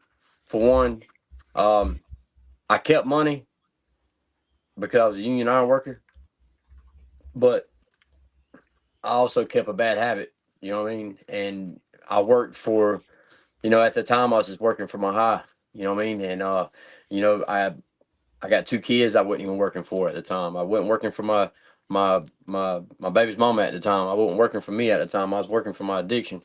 And, you know, I didn't have nobody to lend a hand to me and guide me in the right direction because I was so lost. I thought I was in the right direction. And I didn't have nobody to offer me rehab. I didn't have nobody to, you know, nobody wouldn't give me money because hell, they knew what I was gonna do with it. I was gonna put it in my veins. You know what I'm saying? That's just what that's what I was gonna do. And everybody knew that. So when I got clean, man, and I started, you know, October was a year ago, and I started doing this. I noticed that I want to give to addicts what I did not receive when I was in addiction. And there's a lot of addicts these days that are stuck on the streets. They're homeless. You know, they're robbing to make a way. They're, you know, just and then the court system. You know, that's what we're fighting against now. As an advocate, we got more addicts in jails being institutionalized rather than really seeking the help that they need. They don't need institution. Some of them do. Don't get me wrong. Some of them went out there and robbed somebody, and yeah, they need to be there.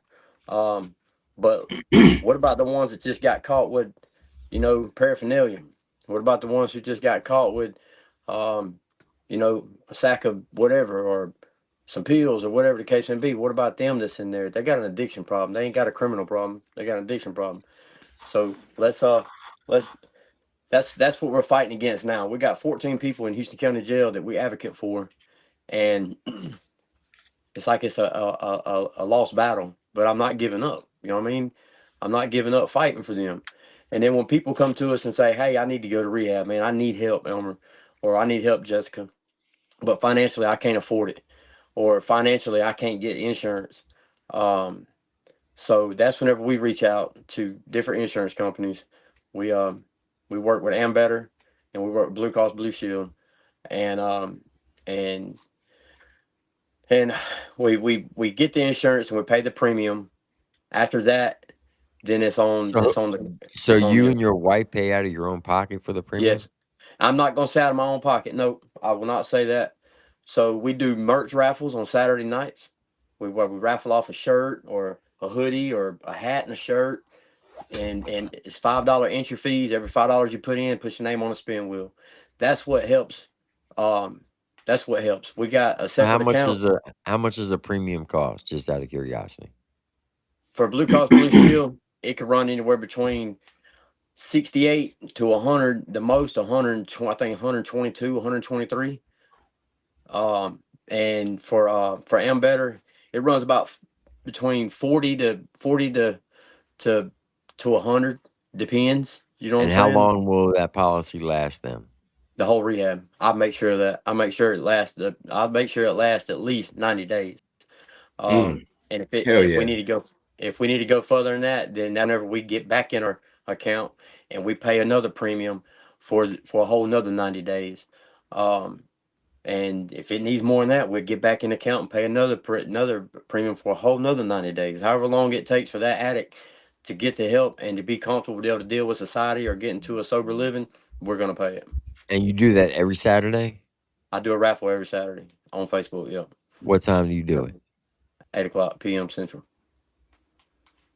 Yeah, we we do that. We also, if there's if like in so for instance, so there's a place up in Tuscaloosa. It's called Reprieve. It's like a sober living, but there's a lot of counseling, a lot of one-on-one type thing. You know what I'm saying? You're not working. It's not like you go out and get a job, you stay there. But you get a lot of freedom. You know what I mean? It's more like a sober living without any responsibilities. There's a place there. People come. There's a place in Warrior, Alabama that we send people to mostly because it's a great program, and it's right here in town. I mean, it's right here in Alabama, so it's only and we also take the addict to the rehab. If there's somebody in California and they need to go to rehab, we get the transportation from California to rehab to Warrior, Alabama for them. And when they leave there, we try to get them lined up with Reprieve. But what we also do, if there's someone in Reprieve, when they get to Reprieve, if they need clothes, if they need, they need food, or if they need something, um, we we do like what I guess what you call a care package. I guess you would say it, where we'd do a Walmart order for them. We'll get them some clothes. We'll get them some, some ramen noodles, some salt, whatever they want, some snacks, some sodas, and we'll get it DoorDash to them. And we do that 2 times a month, for somebody in Reprieve. So that's another thing we do. Whether I get them in rehab or whether they came from somewhere else, but we do it two times a month. Whatever them two people are, we get Reprieve to pick them. You know what I mean? Hey, we need, who's not as fortunate in there this month that needs some help, and they How tell us. many And so how many people do you have lined up to go to rehab right now? right now we're talking to 6. We got 4 females and 2 males right now we're talking to. One thing So out about of it, when those they reach 6, out, so what I'm trying to get at is, out of those 6 people, how much money would you need to get those 6 people into rehab? man, Triple T, I'm gonna tell you, bud, I can't sit there and tell you a number because whenever Just a rough estimate. Are we talking I'm $600? We talking roughly, $800? Or we talk, if we got them all approved with Ambetter, which that's who I try to go to first because they cover for the premium, they cover up to 90 days with Ambetter. okay, You know what I'm saying? So if we go right? with Ambetter, you're looking at, you know, on the low end, you're looking at, I'm gonna say $50 to $80 a person, on the Okay, low end. You know, so that's I'm not good at math. I went to school in Abbeville, Alabama. 480 on the low end. Yeah, and anywhere between 6 to 7 on the high. All right, so $700, right? Well, proof. Roughly. Okay. So what I'm getting at is, if you like, I'll dual stream with you, and I'll do a raffle over here, and whatever money we raise, I'll send it to you to help those out. Yeah, bro. Yeah, for sure. I mean, and one thing about it, man, I keep receipts for everything. You know what I'm saying? That way, if anybody ever says, "What'd you do with this?" Well, I can pull it right back. Everything's done through Cash App. Everything is done through Cash App. That way, there's documentations on it. You know what I'm saying? Yeah, My wife keeps up with all that. That's just too much shit for me to handle. But she keeps up with it. It's all documented. It's all in paperwork. And you know, so even when we do raffles, um, we let everybody know. I turn the phone around. They see how many people entered. If they're good at math, they could tell what was put in. And then, when we take somebody to rehab and say, hey, it costs, $240 for transportation and for the premium. This is what it is. Here's a receipt where it was paid. We paid the Uber, we paid the plane ticket, we paid the bus ticket, whatever it is, or paid for my gas to go take them up there. And my gas back home. I got to get paid too. If I take them. right. But they don't pay me personally. It just pays for my gas, my expenses. I don't want nothing from it. I don't make $1 off of it. my money just my happiness and my pay comes from the blessings that I receive when it comes to getting people For in sure. rehab. You know, For sure. and I'm thankful. I'm thankful, man. All my supporters, all the people who, you know, When who are you go involved in live, it. when you go live and do your raffles, how many do you have in your live stream? Roughly. I will say, Between T, man, you probably need to do that shit through Cash App, though. You know, YouTube eats up their Yeah. fucking Oh percentages no, and it'd be shit. strictly Cash Yeah. App. But yeah, you Yeah. can put me down for $100, bro. I'll throw $100 toward the cause we for sure. man, it talking about entries or just people on the live stream. How many people are in your chat?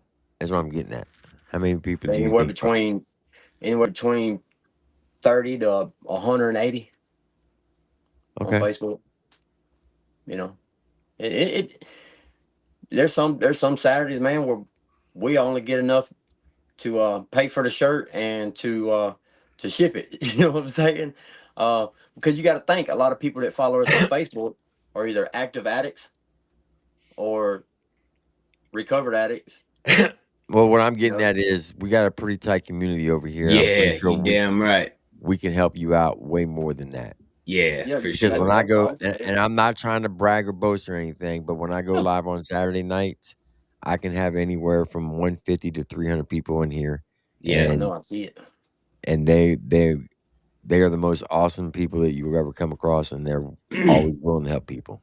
We're gonna laugh and make jokes, but we take care of our own, brother. We Yeah, take for care of Yeah, our sure. own, man. yeah. That's so I got a guy that comes in. I got a guy that comes in my chat on Facebook, man. His name's Josh, and man, this dude right here, straight fucking clown, man. Straight clown. He comes there talking some mad shit. He'll get the chat hyped up, and then he'll leave. But man, when it comes to, man, if he sees anything on Facebook, man, that needs to be brought to my attention, man, he's on it. Like, man, he's on that shit, bro. And man, we got some great people, man. We really do. Andrew Johnson, he's one of them. Even my brother. My brother's a big supporter of what we do. He's always, sending me links to different places, and sending me people to try to get into rehab. And we got a lot of support, and but it's more like uh conversation wise. You know what I'm saying? Like, I mean, I but there's some nights, man, where I raffled off a hat just a few weeks ago. And just for one hat, man, we raffled it for like I think it was like 360 bucks, Yeah. because we had to get somebody to rehab, and they already knew the story of this one person, and we got them there, man. Well, I didn't get them there, the chat got them there, and I was thankful for that, man. And it has its good days and it has its bad days. There's some times where we get 3 or 4 people we got to get to rehab at one time, and it costs us more than what we got. So we do get in our personal money, and make sure it happens. We don't let that, if our funds get low on E&J Comedy, if our funds are low, we don't let that stop us. We don't tell them, we don't turn nobody away. You know what I'm saying? Because I'm that type of person. I will call somebody and say, hey, I need to borrow $200 real quick, and I get it back to you in the next couple of days. But this person has to go to rehab. I'm not ashamed. That's one thing about me. I'm not ashamed to reach out to somebody if it can help somebody save somebody's life. That's Hell just, yeah. I'm not that type of person. Well, I I want do to do have one everything I more can. question, real quick, brother. I won't Talk keep to you me. on too long, but recently Joe Rogan has stood behind some folks and took it to Trump and had a bill passed to where they have started to approve psychedelic treatment with ibogaine and ayahuasca in America, when people don't have to go to Mexico anymore to get that type of treatment. It's been really helpful with people with PTSD, but it's also been really helpful with recovery and people going through addiction problems. And it's like a reset, man. It's like a 12-hour psychedelic trip, but it like lets you know your place in the universe, so to speak. And it's been like 98% successful, helping people stay off of it and not relapse and all that. So I was going to ask, are you familiar with it, and what are your opinions on it? I'm not from this. You actually coming out of your mouth the first time I heard it. Because I'm gonna tell you something. I try not to get into politics. I'd be scared of them folks. Well, it ain't really got anything to do with politics, man. They just they saw an opportunity to help people that are in addiction problems and to help people that have PTSD from being in the military and things like that. And this ibogaine and ayahuasca treatment has been very helpful, and people have had to go to Mexico to be able to get this treatment. Do you know And what ayahuasca is? No, Elmer? I don't. No, they're big words for me. Okay, so it's almost like taking LSD, but it's a more natural thing. it's to more like where- DMT. You know what DMT Yeah. is, right? You heard of DMT? No, it's not like DMT, but they call it the spirit molecule. But yeah, it's similar to a mushroom trip or something. It's real natural and happy, and blah blah blah, whatever. But Trump's passed. Let me make sure I understand. Trump's passed a law to where people in America can go to Mexico and get this treatment. no, he passed a law to where America can have their own treatment clinics here, and they're going to start in Texas and Tennessee, but they're going to start building their own here in America, and we're going to be able to have access to it here, to where people can get treatment through this psychedelic process, to where it's so successful. Like I said, it's like 98% successful, and the relapse rate of people that go to rehab, it ain't quite that successful, man. No, and you're putting a lot of time and effort and money into this, so I thought it might be helpful for you to be aware of this, and it might be something that you could work on in the future, because Tennessee's right up the road from you, bro. You might be able to help people get into that type of situation to where they get help that way too. You know what I mean?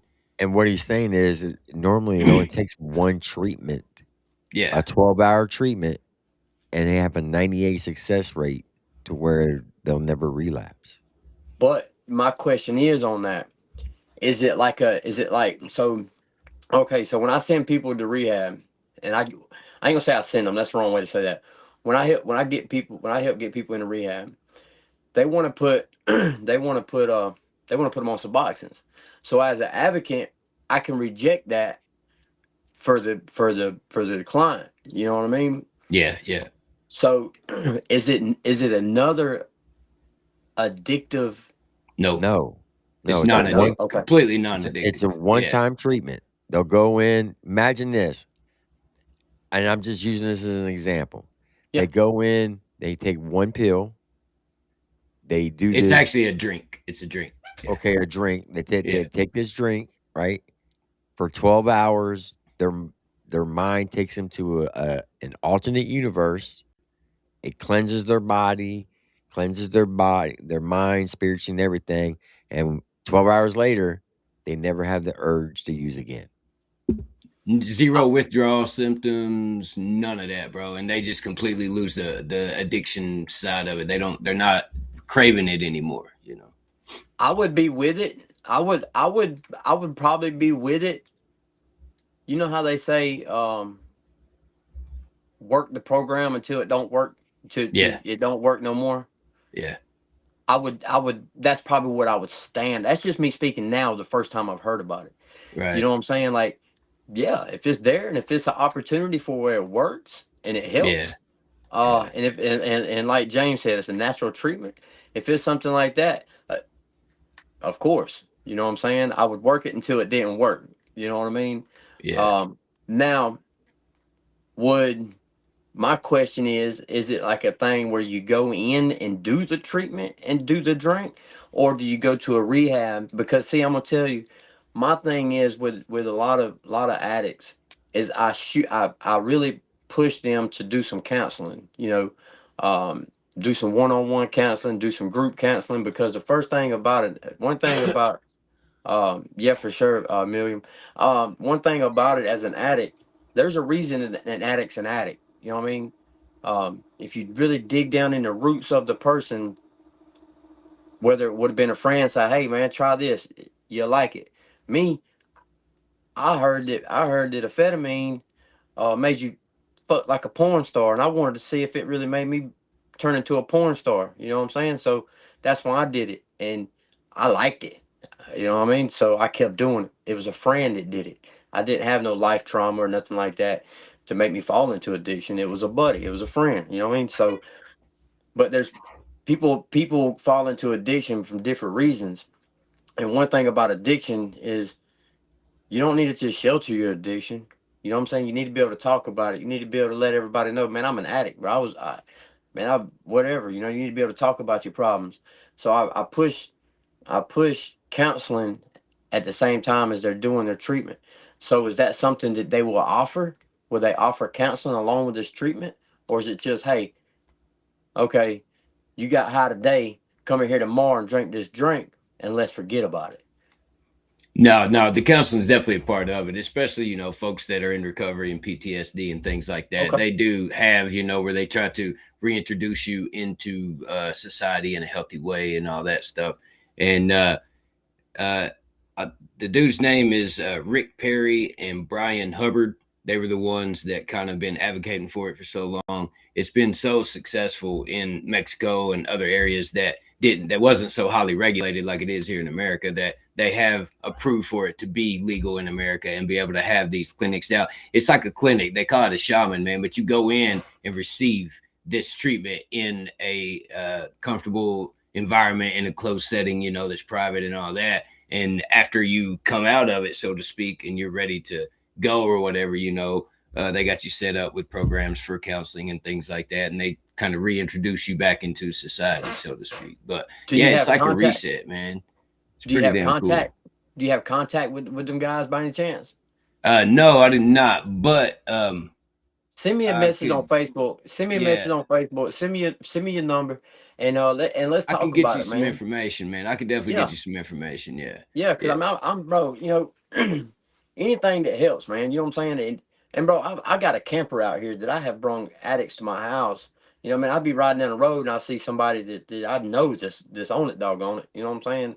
And if they accept rehab, sometimes you have to wait until you get the insurance. But if they say, hey, I'm ready to go, I need to go to rehab. Well, as soon as I get that confirmation from them that they're ready to make the change, boom, I'm on the phone. My wife's on the phone. I give them a place to live. I put them in my camper. They ain't staying in my house, my kids. You know what I'm saying? Or my wife. But I put them in my camper. Let them stay in my camper until we get them to the rehab. So man, I'm all for helping somebody who wants to help themselves, and that's why when it comes to social media, I try not to make enemies. I try not, man. I try to be so positive. I try to be a positive person. Yeah. I can tell. I used to be that bad guy though, bro. You know what I'm saying? I used to be that. Yeah. I used to be that white trash junkie. You know what I mean? I used to be that guy that just didn't care what nobody else felt like or what I meant to nobody else or any of that. But I changed my ways, man, and I'm thankful. I'm thankful for that. And I just want to see other people be successful. I want to see everybody win. It don't matter who it is or what you've done in life or what you've been through in life. If you want to make a change, well, let's make a change. And I stand behind you 100%. As long as you're wanting to make that change. If you're not wanting to make that change, you fucked me over one time, then and that's just it. I'm not that type of person that is going to stand behind you like that, like I did the first time. You know what I mean? So I want to see everybody win, and behind every addict is a heart. You know what I mean? Yeah. I like the way Root put it, man. Root said it was a guided trip. But yeah, I'm glad I made you aware of it, man. I think it's going to blow up and going to be something huge, and it's going to be very successful, and it's going to be life-changing for a big part of our country, man, because a lot of people suffer with PTSD from being in the military and things like that. I know T can relate to that. And a lot of people suffering from recovery and addiction issues. I know you can relate to that. So it's really something that speaks to both of you guys, man, and I think it's going to be really good for the world, and I believe in it, and I think it's going to be huge. And definitely you would be one of the people that would be able to help people get into that, and that would be great, man. For sure, man. Hey, look, if you can give me some contact information, or if you can send me some names, or some type of way to contact me, email, or whatever the case may be, I get my wife to get on it and just see if we can't put our information on there just to, and we can give them a list of not names, but we could just give them an intake report without the names on it of how many people that we've actually got into rehabs and how much what our monthly scale is on it. I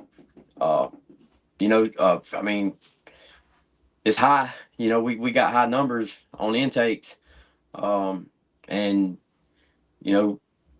maybe it'd be something that we could just we could network with and we could possibly even help build what they have coming to America for sure. Yeah, man. Tennessee and in Tennessee, that'd be a good place to have it too, man, because that's just right there in the middle of the South, man. And Right. you're surrounded by a lot of big states right there in Tennessee, man. So I think it'd be a good thing. That'd be a good place to put it for sure. Yep. I also believe that if we can intermix your community and our community, we can help solve this problem even quicker and faster. Yep. Yeah. Yep. Yeah. Yep. I'm down. Like I said, man, I'm down to see everybody win, man. I'm down to see growth and development. You know, of course, you're going to hear bad things about this. You're going to hear bad things about that. But you know, just like I told J Dog earlier, those the internet is the internet, man. Sometimes you got to look past things to keep a positive mindset, and that's Yep. what I do. That's what I do, man. I don't let the negativity. I'm gonna do me, and I'm gonna do me the way I want to do me. You know what I'm saying?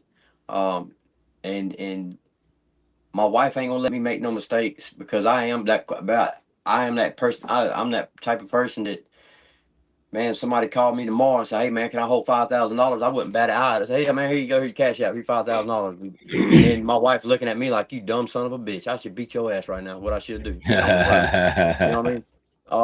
But Well, look, man, Elmer, real quick, don't brother. call me, ask me for $5,000, y'all.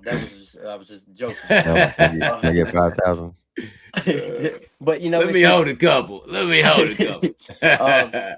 know, Elmer, Let me for hold real. some of that TI money you about to get.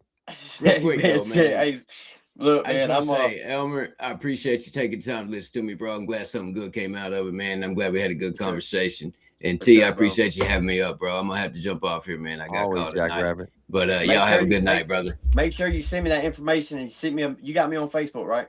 Yes, sir. Yes, sir. I got you, bro. Send it to my message, man. Just and let's communicate about it. Hey, if we got to, we'll both get on the phone with them people, or we'll both send them an email and in a group email or whatever, man. And we'll see what we can make shake. And Hell look, yeah. Hell yeah. I will say this, Elmer. If you have any veterans in your community that are addicted, I do.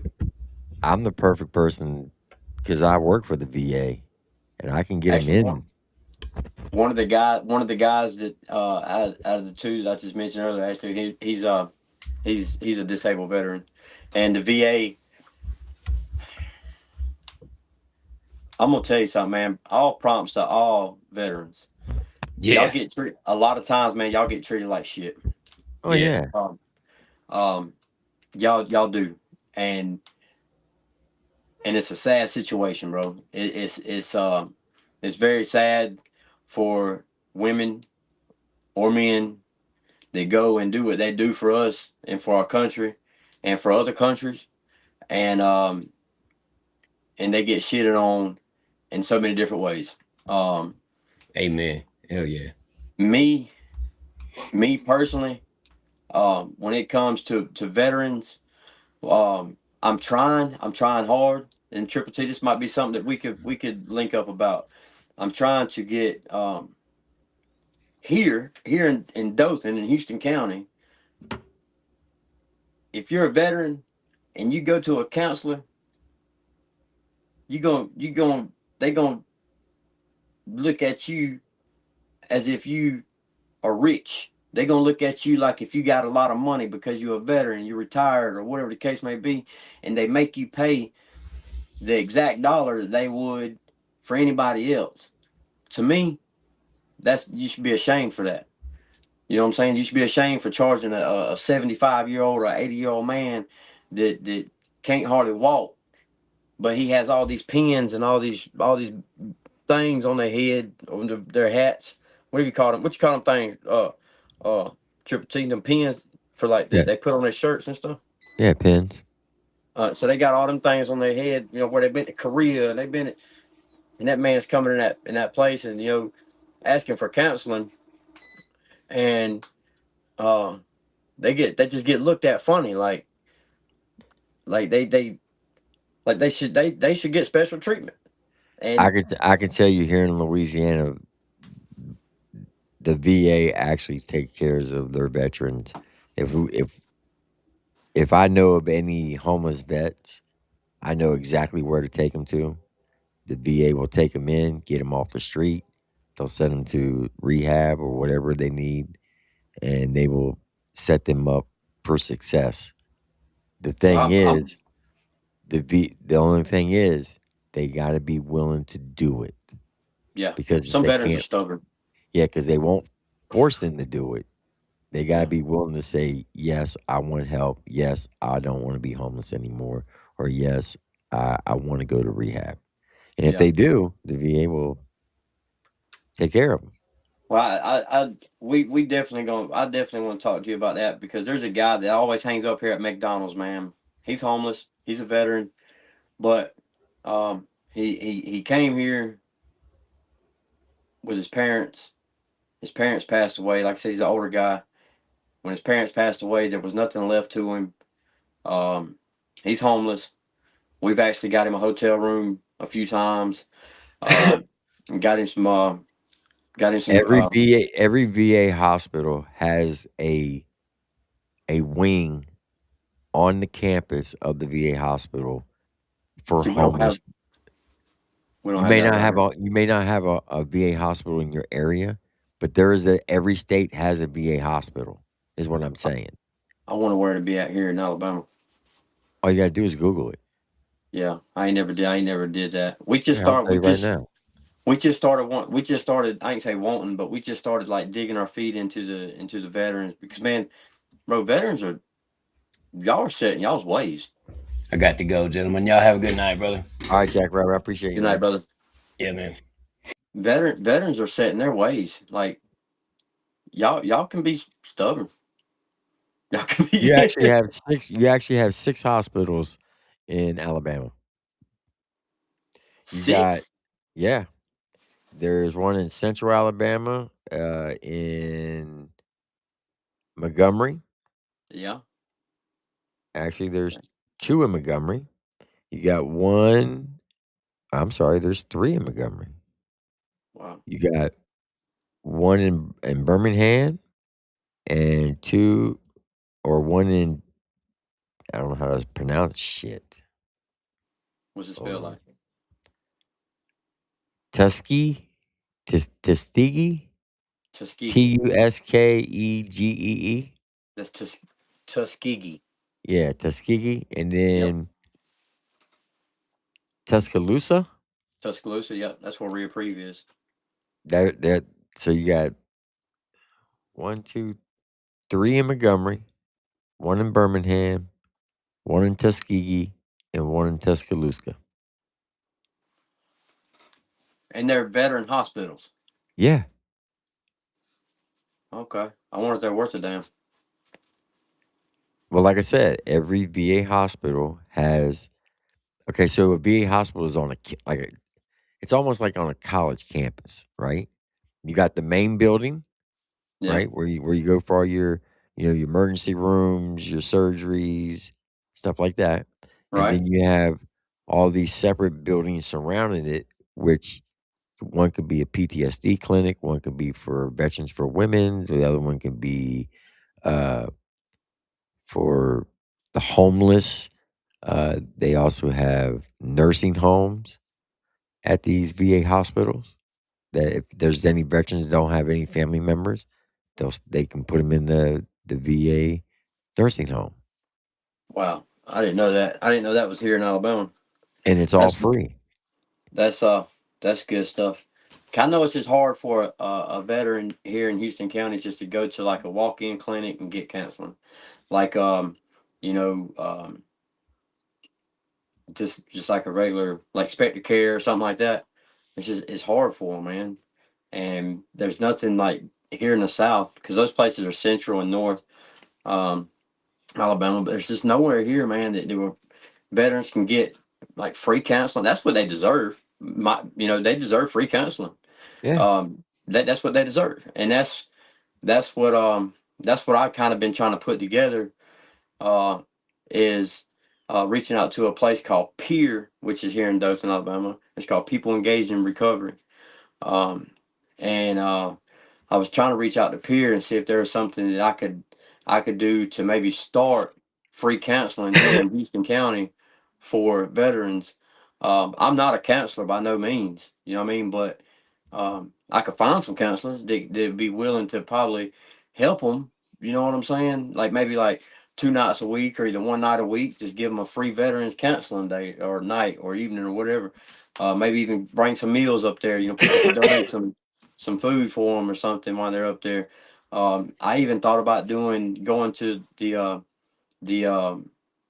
like the what they call it, the American Legion or the VFW or something like Yep. that, and Yep. doing free comedy shows just to give them some kind of entertainment, just to hang out with them and stuff, but there's nothing like that down here that I noticed. I just started digging in this probably about 4 months ago, and just been trying to rattle my brain a little bit to try to make something happen for the veterans here in Dothan.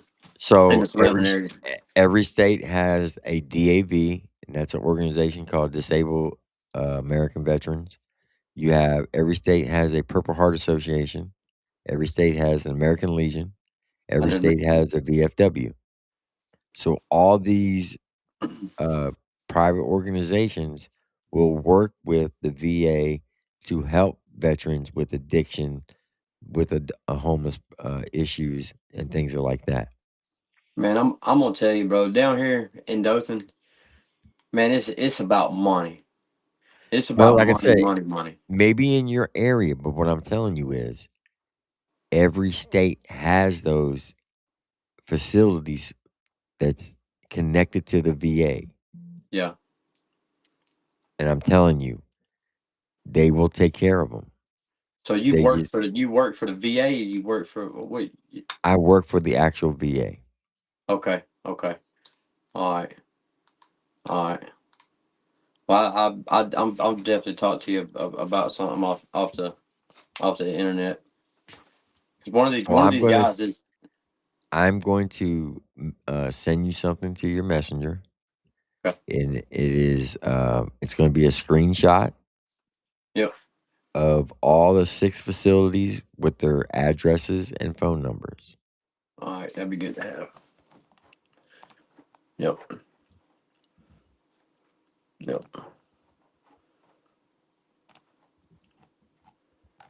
How many veterans we got in the chat? Any y'all veterans in the chat? I got it. Yeah. Perfect. MMC's a veteran. J Hag, if he's in here, he's a veteran. Shout out to all y'all, man. Shout out to all y'all. TJ Holmes is a veteran. TJ's just old. Yeah, but he's also a veteran. I'm gonna be honest with you, bro. As long as I've known TJ, I didn't know that. For real, he is. That's cool. I didn't know that about TJ. I don't think I knew. He might have told me. I just can't remember. I did not know that. Yeah, so here, I'm going to show you what I sent you. It's going to look just like this.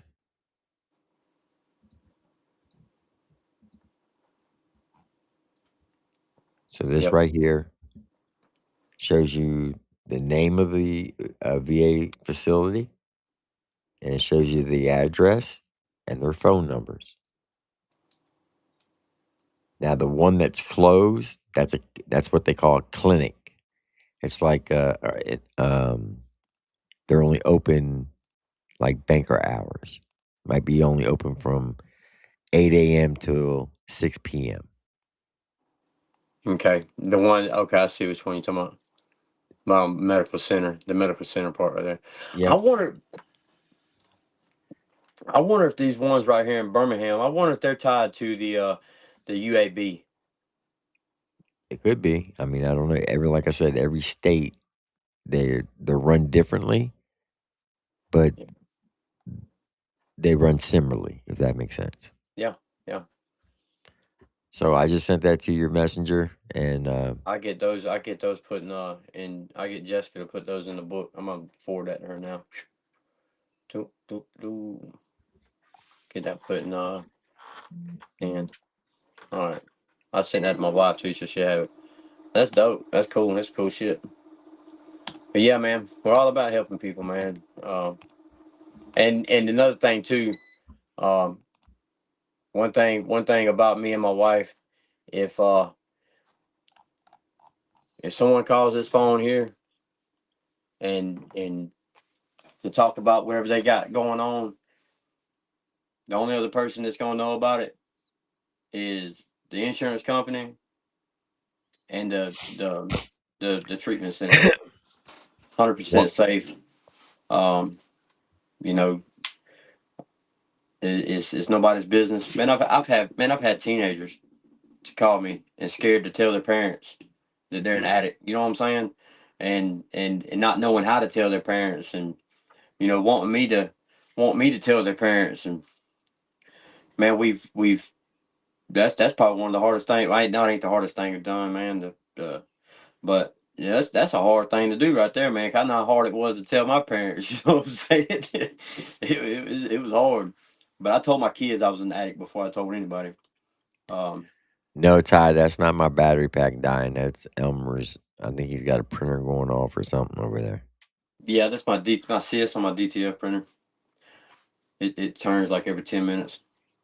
But man, it's I don't regret doing what I do, Triple T. But man, I've seen some things to make me kind of second guess and kind of question myself why I do what I'm doing.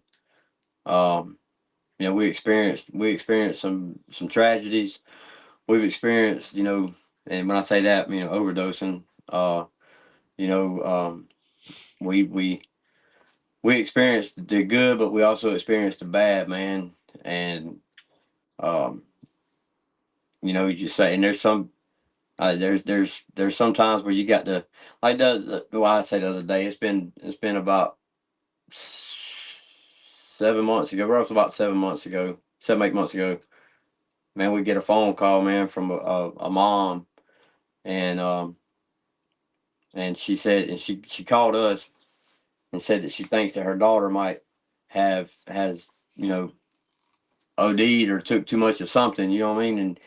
And we get there, man, and one of the hardest things I've ever had to face in my life, I think, ever, even addiction included, is we get there. The mom, she ain't overdosed. She's just knocked the hell out.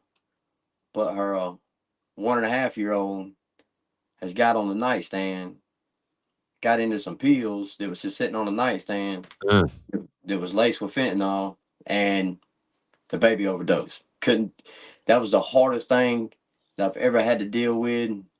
But that's just what we face. We face stuff like that, and I look over at the grandma, and I was like, it's the baby or the mama. You know what I'm saying? At this point, and all I had was two shots, two things of Narcan.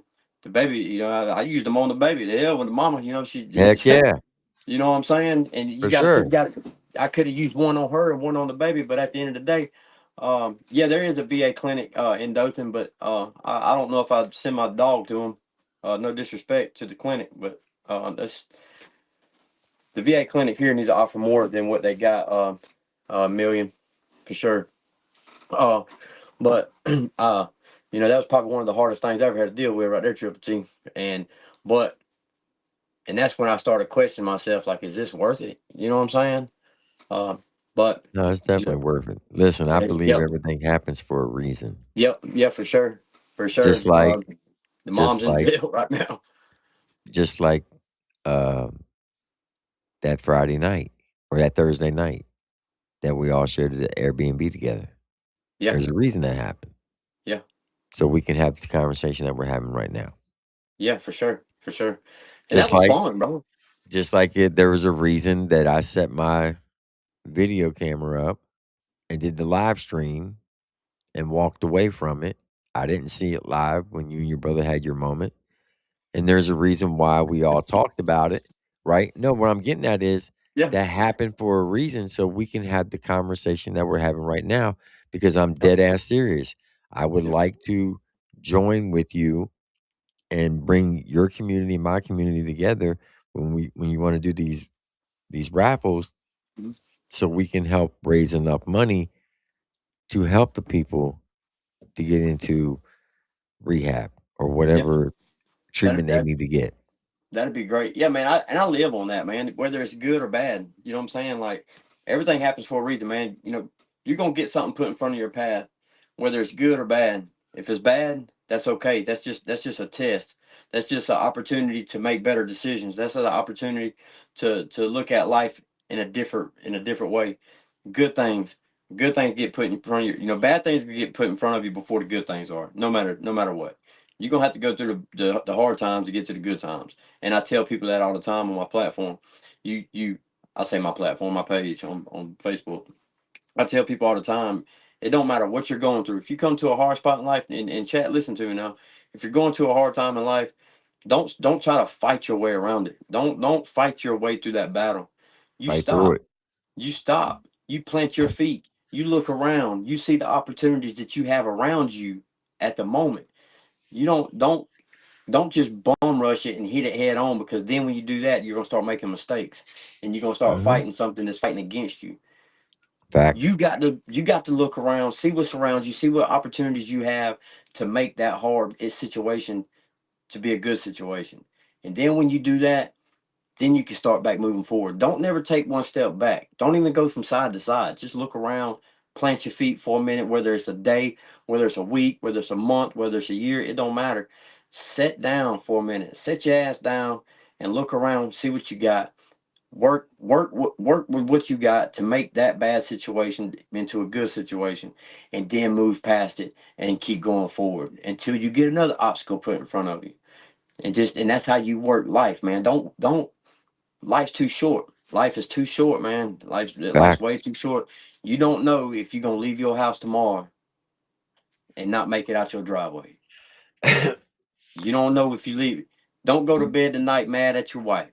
If she's already Facts. asleep, you go in there and you kiss on the lips or kiss on the forehead and say I love you, because you might not have that chance to wake up into her again in the morning. I got a That's 5-month-old in there right now that we go to court on the 28th with this month, and he's on oxygen 24/7.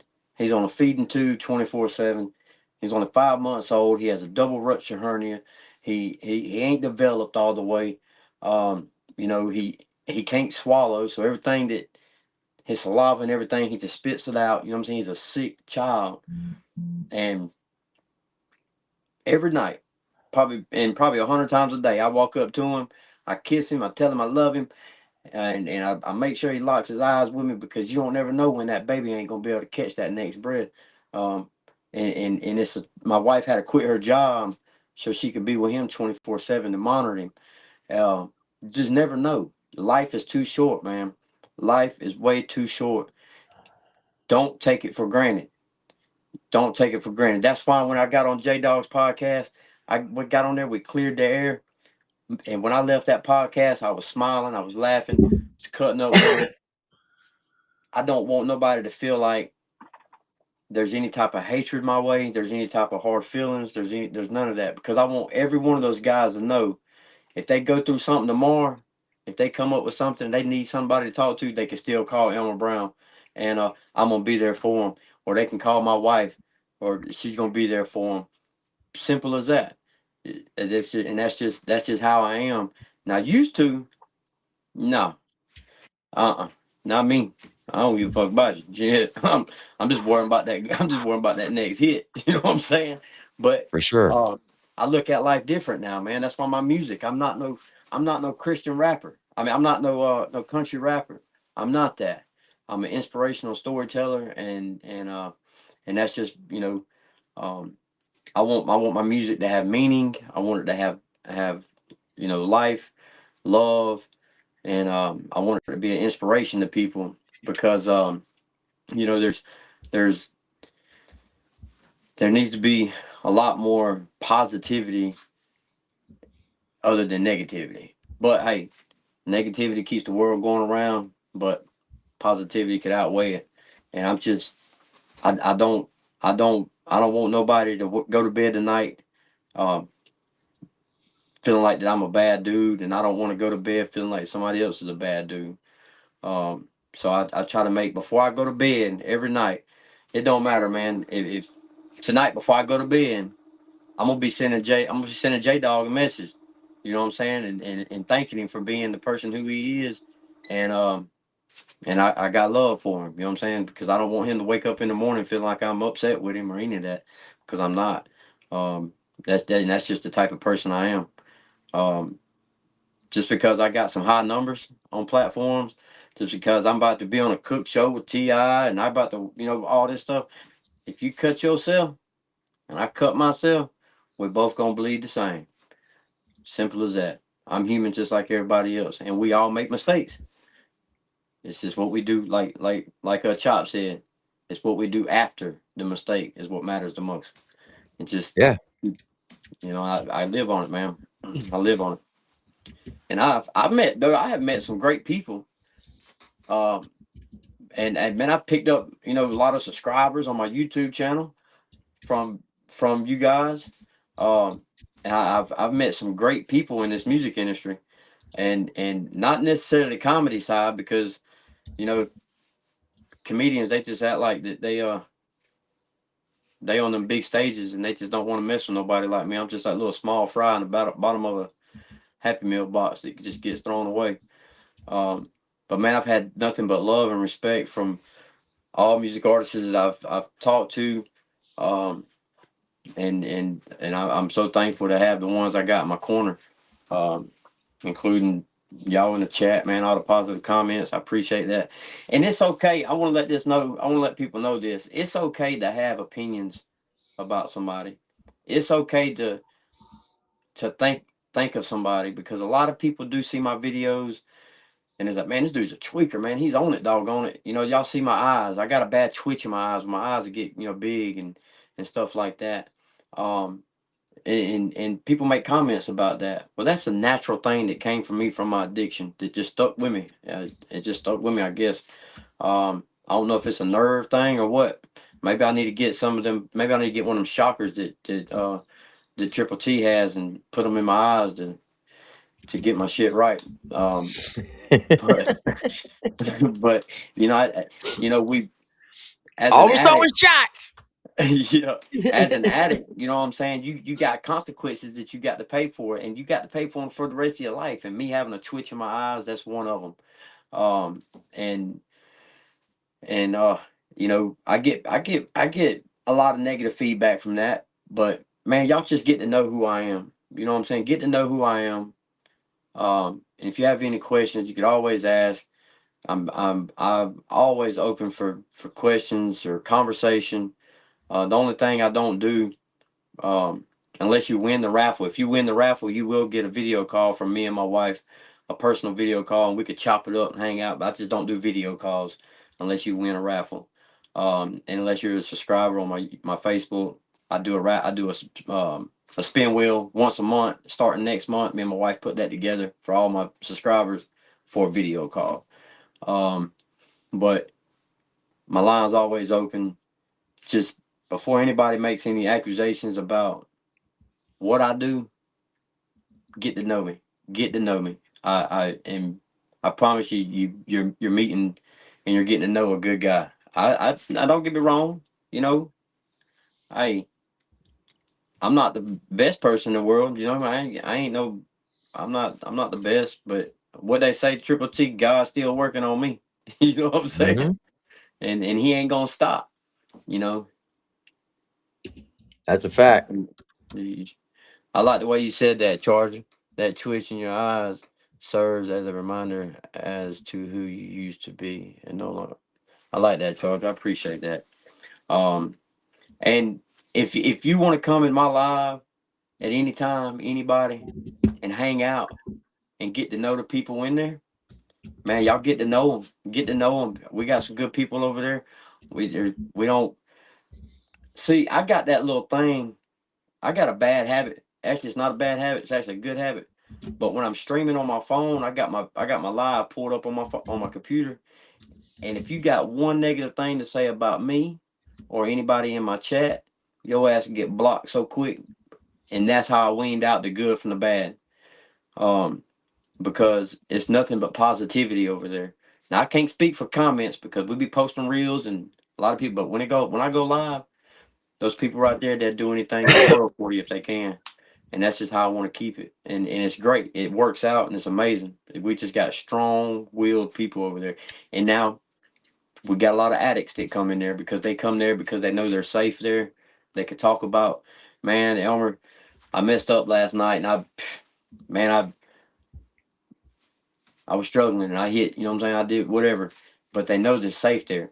One thing about my lives, if that's talked about in my live gets deleted. I do not keep it up, you know, but they just know they can come there and they ain't got to worry about nobody being mean to them. And I appreciate that. And they do too. Sorry, Triple T. I shut the fuck up. Oh no, you're good. Keep talking because I'm doing something that I want to show you. That's Oh, why just keep cooking, man. Keep and cooking. and and another thing too. What's up, Texas? Another thing, man, for people that are addicts, it's okay not to be okay. I know y'all heard that shit before. You know what I'm saying? Um, um, J Dog is a good person. You know, I was part of J Dog's recovery. I was part of I was part of his. I was part of his. I Bloodhound stood. J with Dog, his recovery. Bloodhound. Yeah, yep. I was part of his recovery, man. We were right there side by side the whole time with him. You know what I mean? And I came in towards the middle-ish, the endish of it. Uh, but my line stayed open for him. You know, that's why I said I know J Dog on a personal level. You know what I'm saying? I know him on a personal level. Um, and and and he knows that. He knows that. He knows I am. And um, you know, when he was going through what he was going through, actually that night at the show, um, it made a year that he'd been sober off of Suboxone. The night of the show, I can't remember if it was the Friday night or the Saturday night. I want to say it was the Saturday night, but he come up to me and say, "Hey man, can you shout me out on stage?" I can't remember when I did it, but I did do it. You know what I'm saying? Shout out. You know what I'm saying? I shouted him out for being a year clean.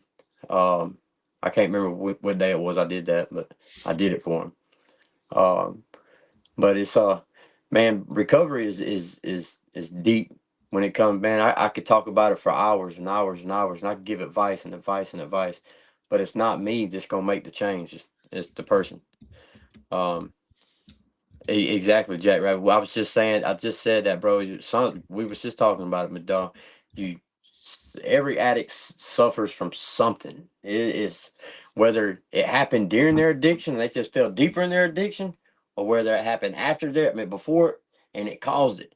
Nobody knows, so it's hard. That's why I don't judge an addict. I don't judge them. I can't. That's shit. Well, you see me in a courtroom. Oh my god. I sometimes what there's some cases where I go in a courtroom to advocate for an addict, and I went to the bondsman and paid a bondsman before I even went to the courtroom, just in case they try to lock my ass up while I'm in that motherfucker. Cause I get, well, it gets rough in there sometimes. But it takes people like us, you know what I'm saying? People like us, people like y'all, to stand up for the ones who are struggling with addiction and don't judge them. To stand up for them and be their support team. That's all an addict needs. And man, I've been clean January 23rd, made 3 years. That's it. I'm a little over 3 years clean. That's all. I ain't got 15, 20 years under my belt. I ain't, hell no. I will one day, but I'm January 23rd, 3 years I've been clean from amphetamines, and I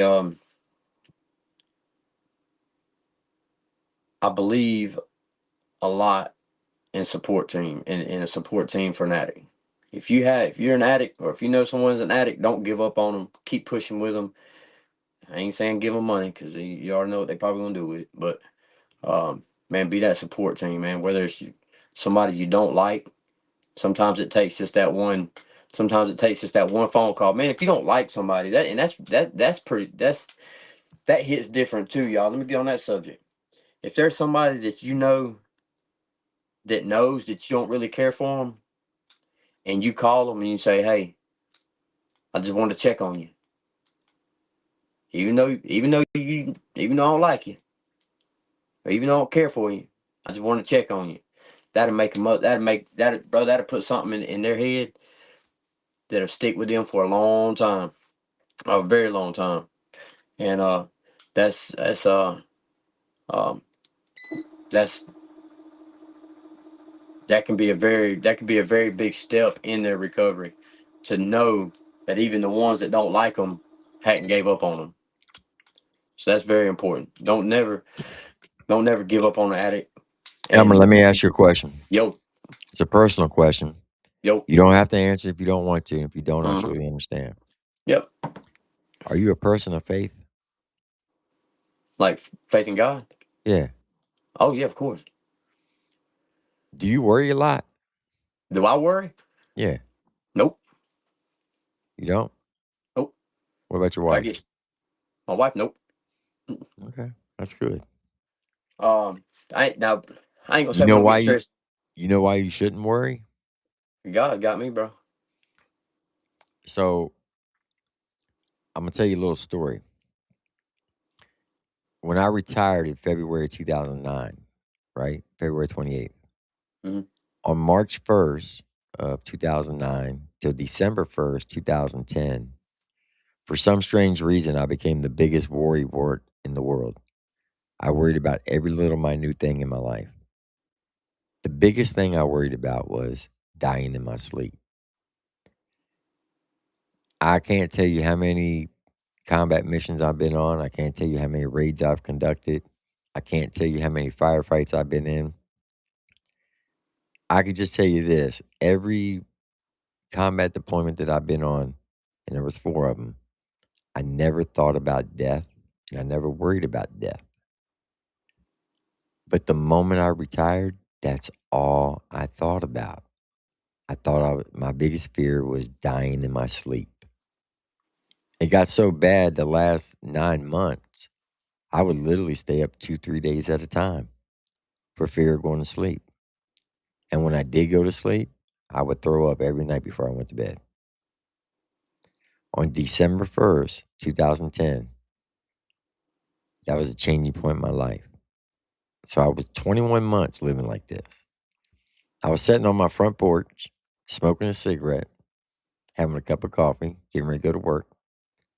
And I had this app on my phone that would send me random messages. Mm-hmm. Like you can only find, they were like little tidbits. Like you can only find this flower in this part of the country, or this tree would only grow in this type of terrain. Just random stuff, right? Right. It sent me 3 messages, and all 3 messages were tied together. And this is what it was. The first message, it said, there are 736,363 words in the King James Bible. There's one word that's not in there. You know what that word is? Mm-hmm.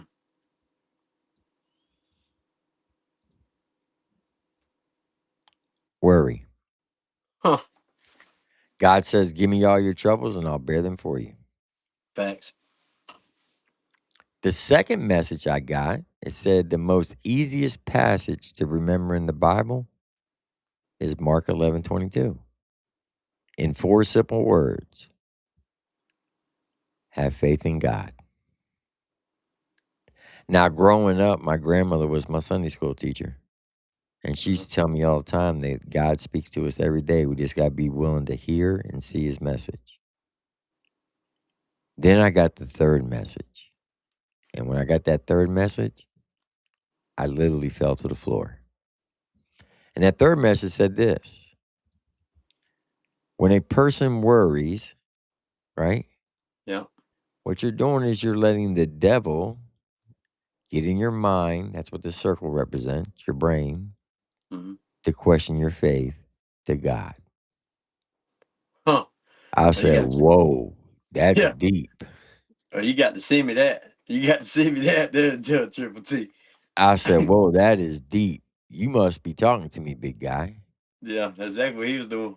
I said, okay, I'll take that leap of faith. And Yeah. I did. And I can promise you, hand to God, I haven't worried about a single thing since. Yep. I don't worry Yeah. about And money. I don't worry about losing my job. I don't worry about haters trying to get me fired. I don't worry about death. I literally live a carefree life. mm-hmm. If I wake up late for work, I don't care.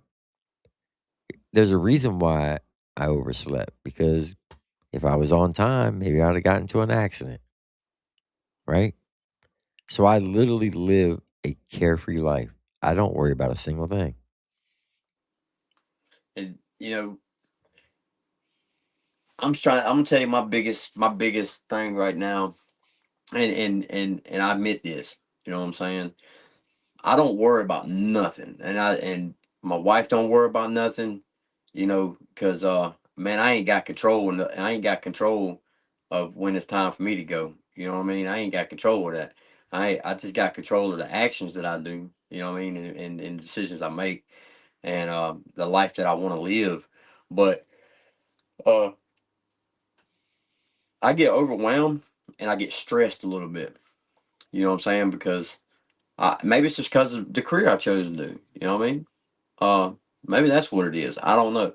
But that's my biggest thing now is trying to figure out and try to um, live as unstressful as possible. Well, stress Uh, is the same thing as worry. So what I'm getting at is you change your career path from an iron worker to a influencer, yep. social media influencer, right?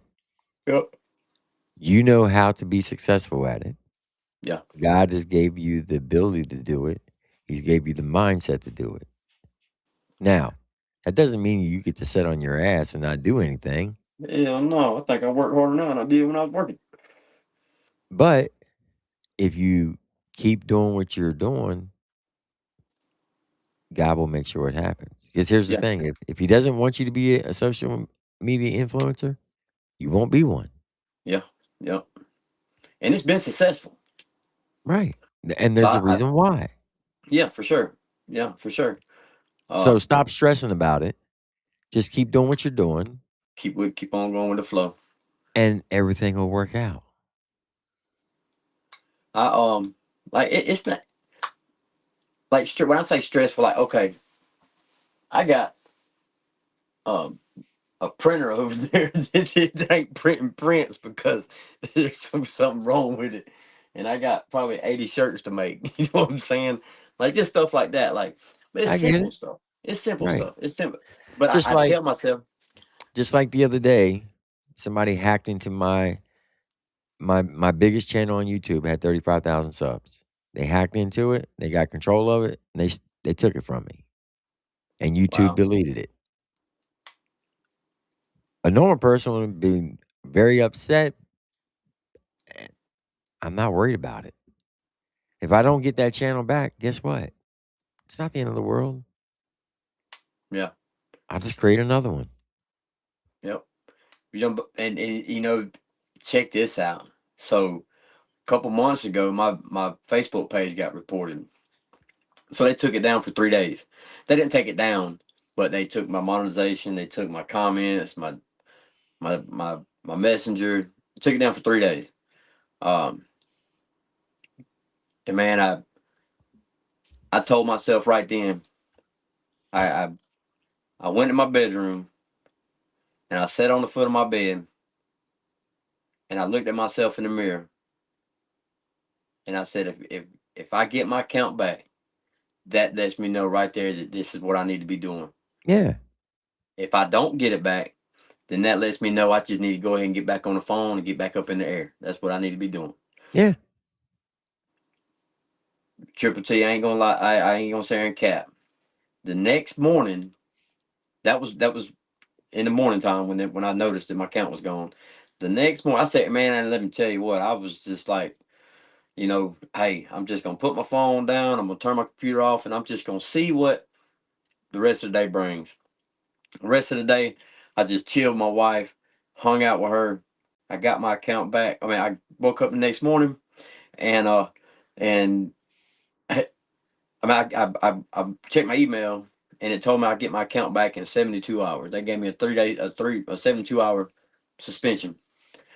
I was like, man, look at that. You know what I'm saying? Look at this. And they didn't just give me my account back, but they gave me my monetization back. They gave me even the money that was the revenue that was built up until them 3 days. They gave me all that back.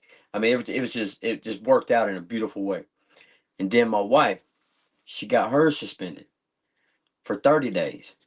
And I told her, I said, it's all right. It's all right. If it's meant to be, it's gonna be. if not, then it's okay, you know.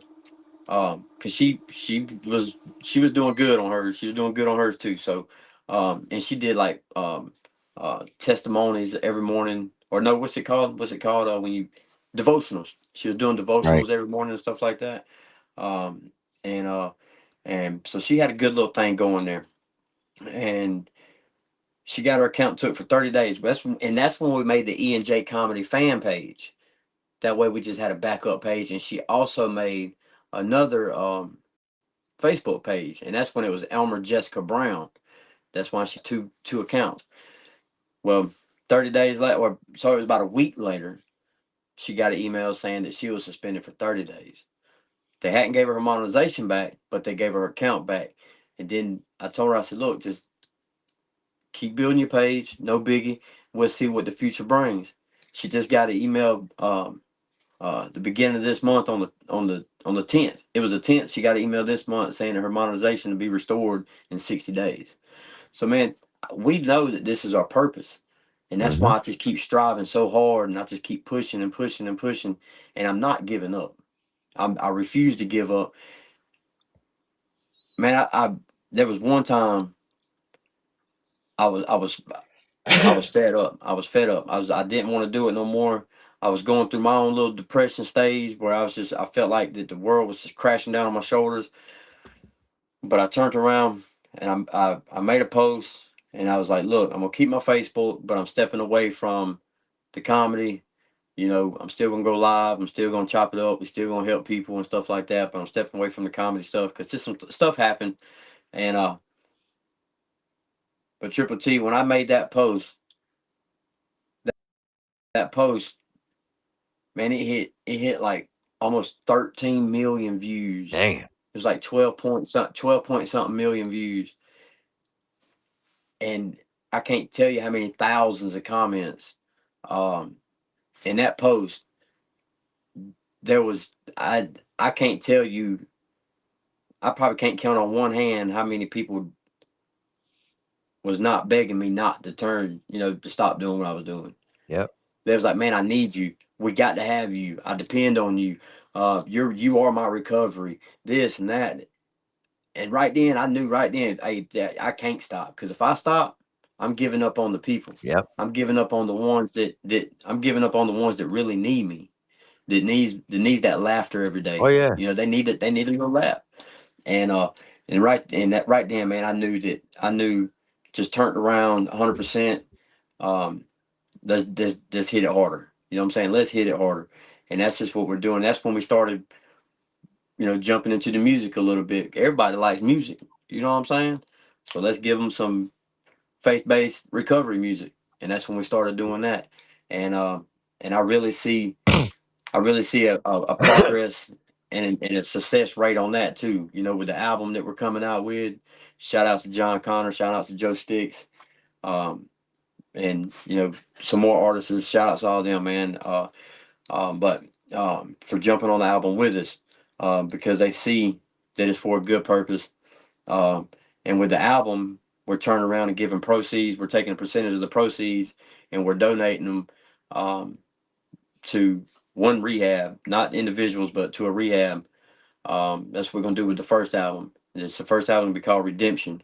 And so I mean, everything we do, we put into what we do, and that's just what I told myself. I'm gonna make it, but I'm gonna make it possible for the next man to make it too. And however I got to work that out, that's how I'm gonna work it out. And I'm thankful and grateful, man. Viral videos, I hit at least 2 viral videos a month, and that's a big plus. Now, what do you consider we viral? hit million. Over a million views on the video in a month. Damn. Yeah. So I mean, Triple T, I'm hitting, I like I was talking the other day, we got over 7 million views already this Shit, month. I need your formula. I don't, bro, I don't know the damn formula, Triple T. I'm trying to, you know what I'm saying? I just, but when I see those views, that's what I look at, man. I want to know how many views I'm getting, because views, that means I'm still reaching people. I'm still That's what I like seeing. I like seeing that I'm still able to reach the people that I'm reaching. So this month we got 6,533,031 views, and I'm down 12% from where I was at last month at this time. But it is so that's what I like to see. I like to see the views. I like to see people are still engaging, and I'm still reaching people on a daily basis. And that's what makes me happy. I don't really care about the money thing, man. Yeah, it helps. It pays my bills, but it's about reaching out to people and people relating to what we do, and I'm thankful for that. No, 1000%.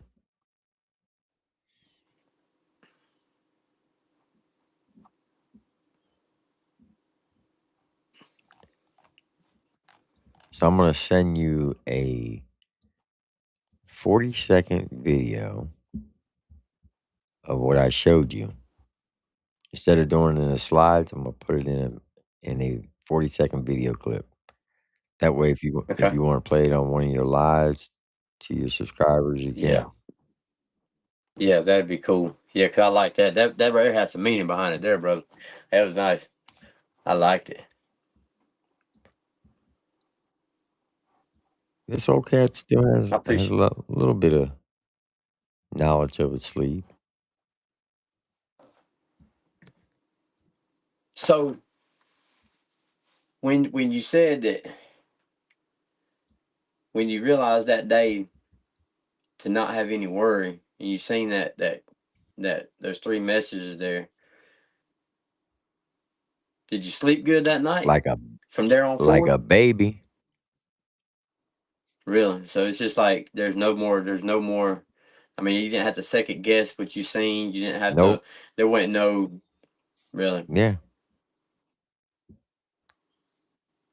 Wow.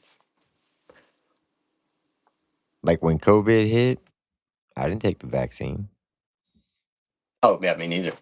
Yeah, me And neither. I'm my boss called me and said, well, if you don't take the vaccine, there's a possibility you may lose your job.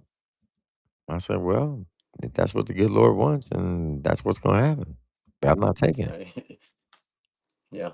So I put in for a religious preference and got approved right off the bat and didn't have to worry about it. Wow. Yeah, it's cool. They honor that. A lot of folks, man, shit. A lot of jobs. I know a lot of people. I mean, I still know a lot of people today that ain't got a Well, I job told him, I because said, well, if you don't give me my religious preference and you let me go, when this is all said and done, I'm going to have one hell of a lawsuit against you I know because that it's shit's real. unconstitutional, and you know it is. And they Yep. granted it. I kind of wish I'd have kept my mouth shut because I'm just saying, I've been sitting really, really good financially right now. Damn, man. Look in the mirror like Triple T, I could just slap the shit at you right now. Looking in the mirror while you saying that to yourself. Damn. I know a girl, and her son. So they got a chicken plant here in Dothan, Wayne Farms. When COVID hit, they got. Let's see if I'm saying this right. Okay, so they tested positive for the flu, not COVID, but the flu. So they gave them the company. So the doctor gave them 5 days off. Well, there was a point there was a point of time in the COVID to where when you were sick, the company still had to pay you because you got sick. There was a time frame during the COVID where that was happening.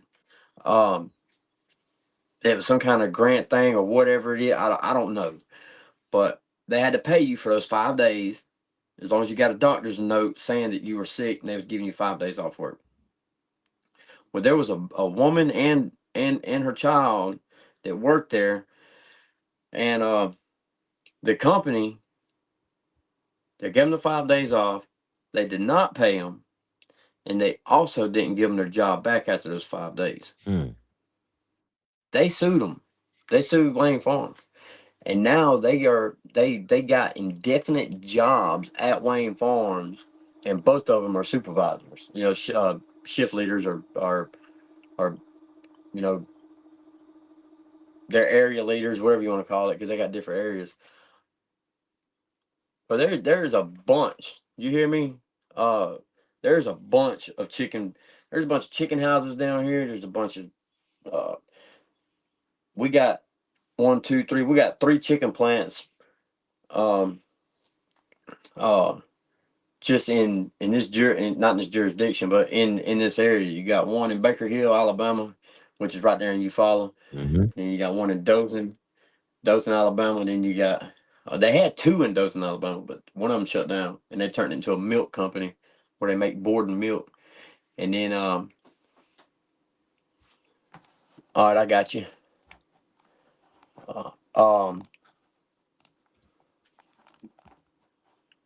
You sent me a message on Facebook? Who? Lloyd. Yeah, I just sent you that video.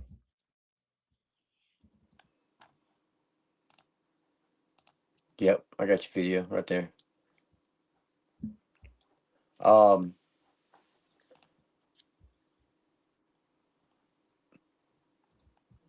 there it is right there. Who's okay,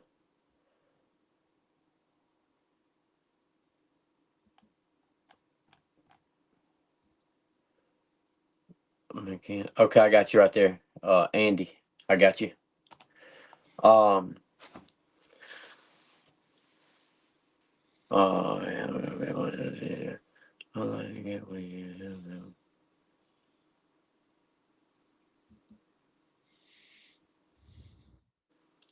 All right, bet, Andy. I appreciate that, man. I'll accept that, man. Thank you. Well, Elmer, I don't mean to be rude, but I was on live It's till about your bet. 4 this morning, and I went straight to work, and I ain't been to What? bed yet. What? Yeah, but I'm about to go to bed now, Hey, go ahead and get your 4 hours of sleep, man. and I'm going to, and I'm going to sleep Get like your a 4 baby hours of too. sleep. 1 hour going down, 2 hours mellowing out, 1 hour There coming you up. go. Get That's your- it. That's the formula right there. That's the formula. I'm still working on it, man. 4 But hey, hours. look, when I wake up on that 4th hour, man, I look over at the clock and I look at the blinds in the bedroom. I'm like, yeah, fuck this. No, not yet. Ryan Orr, is that you? The farm venue? Is that you, Ryan? It's either you or Miss Rita. It's good to see you. But yeah, I would definitely love to team up with you on your Saturday raffles, and we can definitely raise some good money to help those that are in need. I appreciate that, I know bro. for a fact that we can.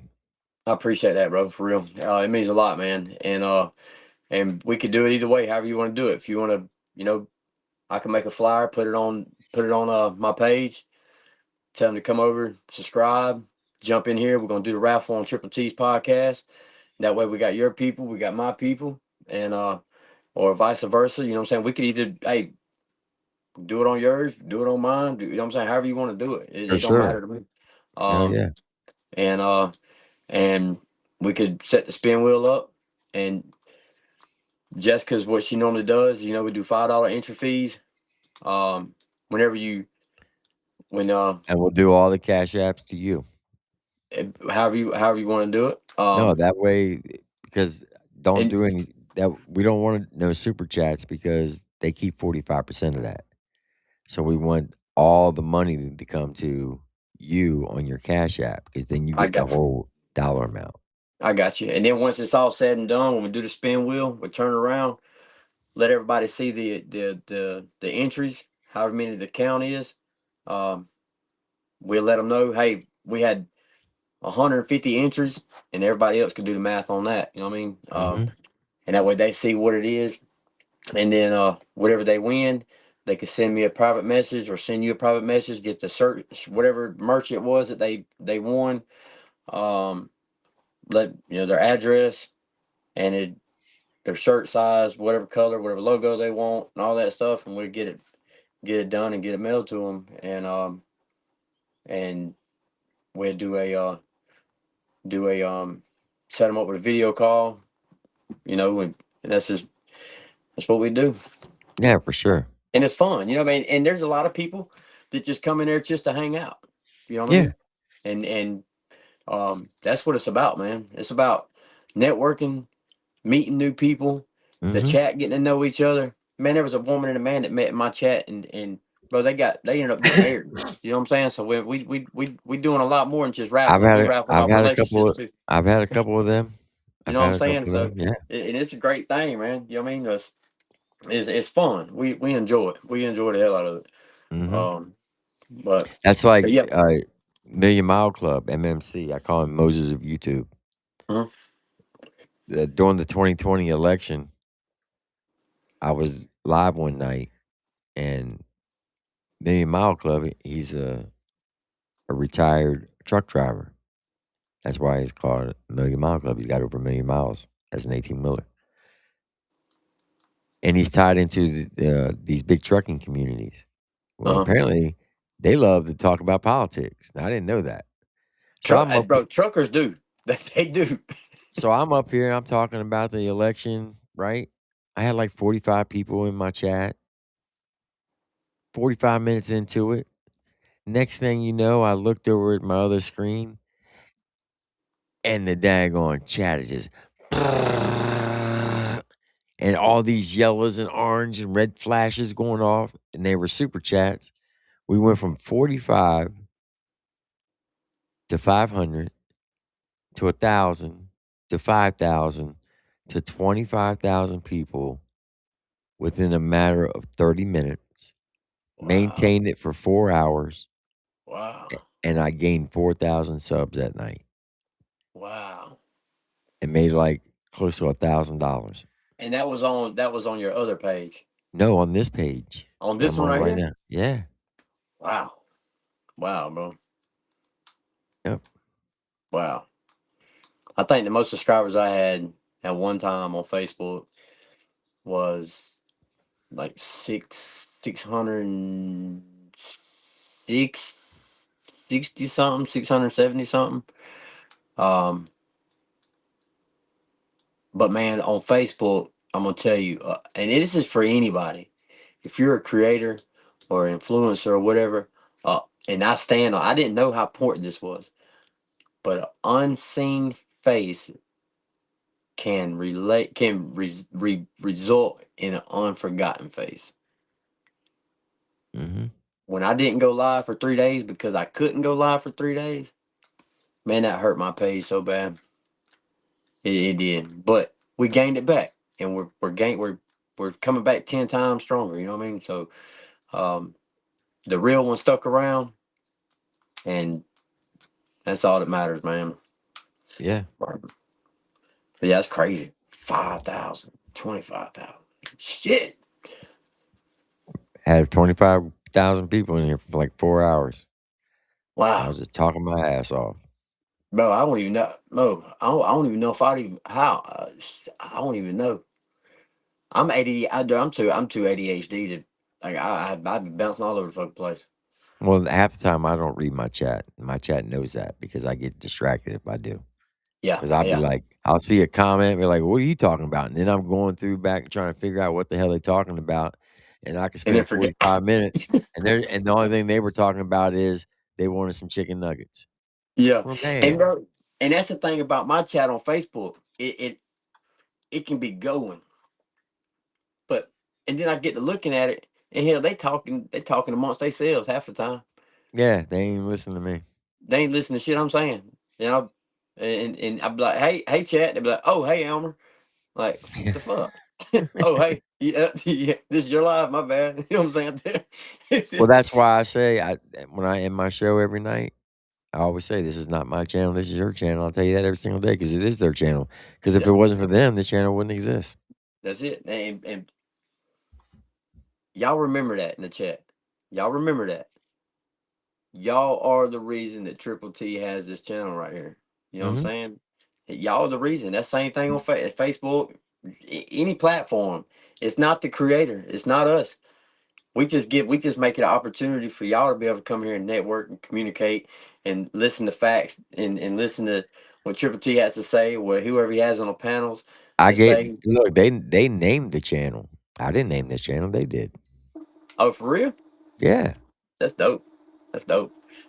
No, So I it got a wasn't. song. No, it wasn't because the name they picked, it was called Table Talk Time. Because I said, look, my concept is I want us to be able to act like a family and sit around the kitchen table and just talk. Talk. Right? Yeah. So somebody said, well, table?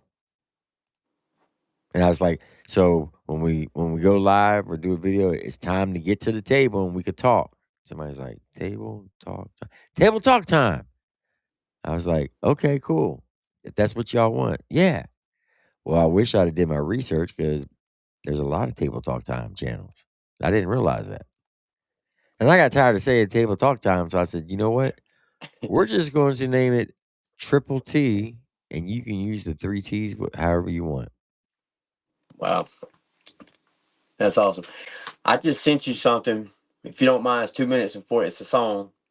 You can end it with this if you want to, or you can play it and then end it how you want to, but it's on Messenger. So I made a post, and I did this for my supporters. The song here it's unreleased, but I'd love for y'all to hear it. I made a comment on Facebook. I made a post, and I asked my supporters, if you lost somebody from addiction, put their names in the comments. And I took some of those names and I put them into a song, and it's called "Gone Too Soon," and it's a beautiful song. Like I said, it's unreleased, but you know, it's deep. It's about people who it's about people, you know, us losing people from addiction, overdose or whatever it is. But it's a good song, and make sure you save it to your stuff there too. Also, Triple T, where you got it on your thing. I got you. All right, chat. Y'all know the deal. Be kind to yourself, love your family, love your neighbors, to include your enemies. Do unto others as you wish them to do unto you. And as always, God bless you and God bless America. Remember, this is not my channel, this is your channel. And I'll tell you that every single day. And like my mama used to say, may she rest in peace. Remember, she said it, not me. If you ain't got nothing nice to say, don't say nothing at all. I'm Triple T with Mr. Elmer Brown. Once this song ends, the stream will end. I'll see you on the next one. Y'all have a blessed one. Have a good night, folks. Good night, yeah. What's the name of the song? Gone Too Soon. Gone Too Soon. All right, let's get it. Hey, this song goes out to all the ones who we done lost in addiction. Paige, Jolene, Brandon, Kevin, Angela, Kelly, Terry, Roy, Steph, Misty, Mark, Ryan, Crystal, Tony, Stacy, Jesse, Emily, Zach, Lacey, and Megan. We love y'all, man. I remember them days we was running them streets, laughing so hard, barely had anything to eat. Dreams in our pocket, dirt on our feet. Didn't know life had a price we would meet. You said you was good, you said you had control, but them demons in the dark slowly took your soul. Started with a high, now it's digging a hole.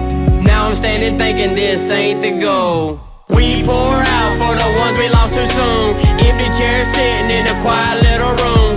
Mama still crying, looking at the moon, saying why my baby had to go so soon. We scream your name, but the sky don't reply. Another candle lit, another mother cries. Addiction took you way too soon. Now we just cry while we think about you. Oscar, Christopher, Dustin, Gary, Carol, Tim, Marcus, Taz, Kimberly, Nathan, Josh, Danny, Brian, Randy, Michael, Tiffany, Scott, Sheila, Cherish, Amber, Sandy, Grace, Claudia, Pat, Louie, Jimmy, Matt, Deshaun, Justin, Keith, Jenny, Susan. You was a child, somebody's dream. Now you just a memory if you know what I mean. We was gonna make it, we had plans to win. Now I'm fighting demons that you let in. I got clean, I carry them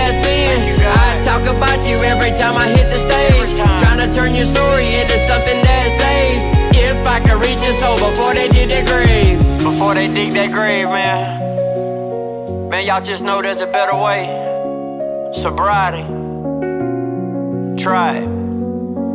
It's great. We pour out for the ones we lost too soon. Empty chairs sitting in a quiet little room.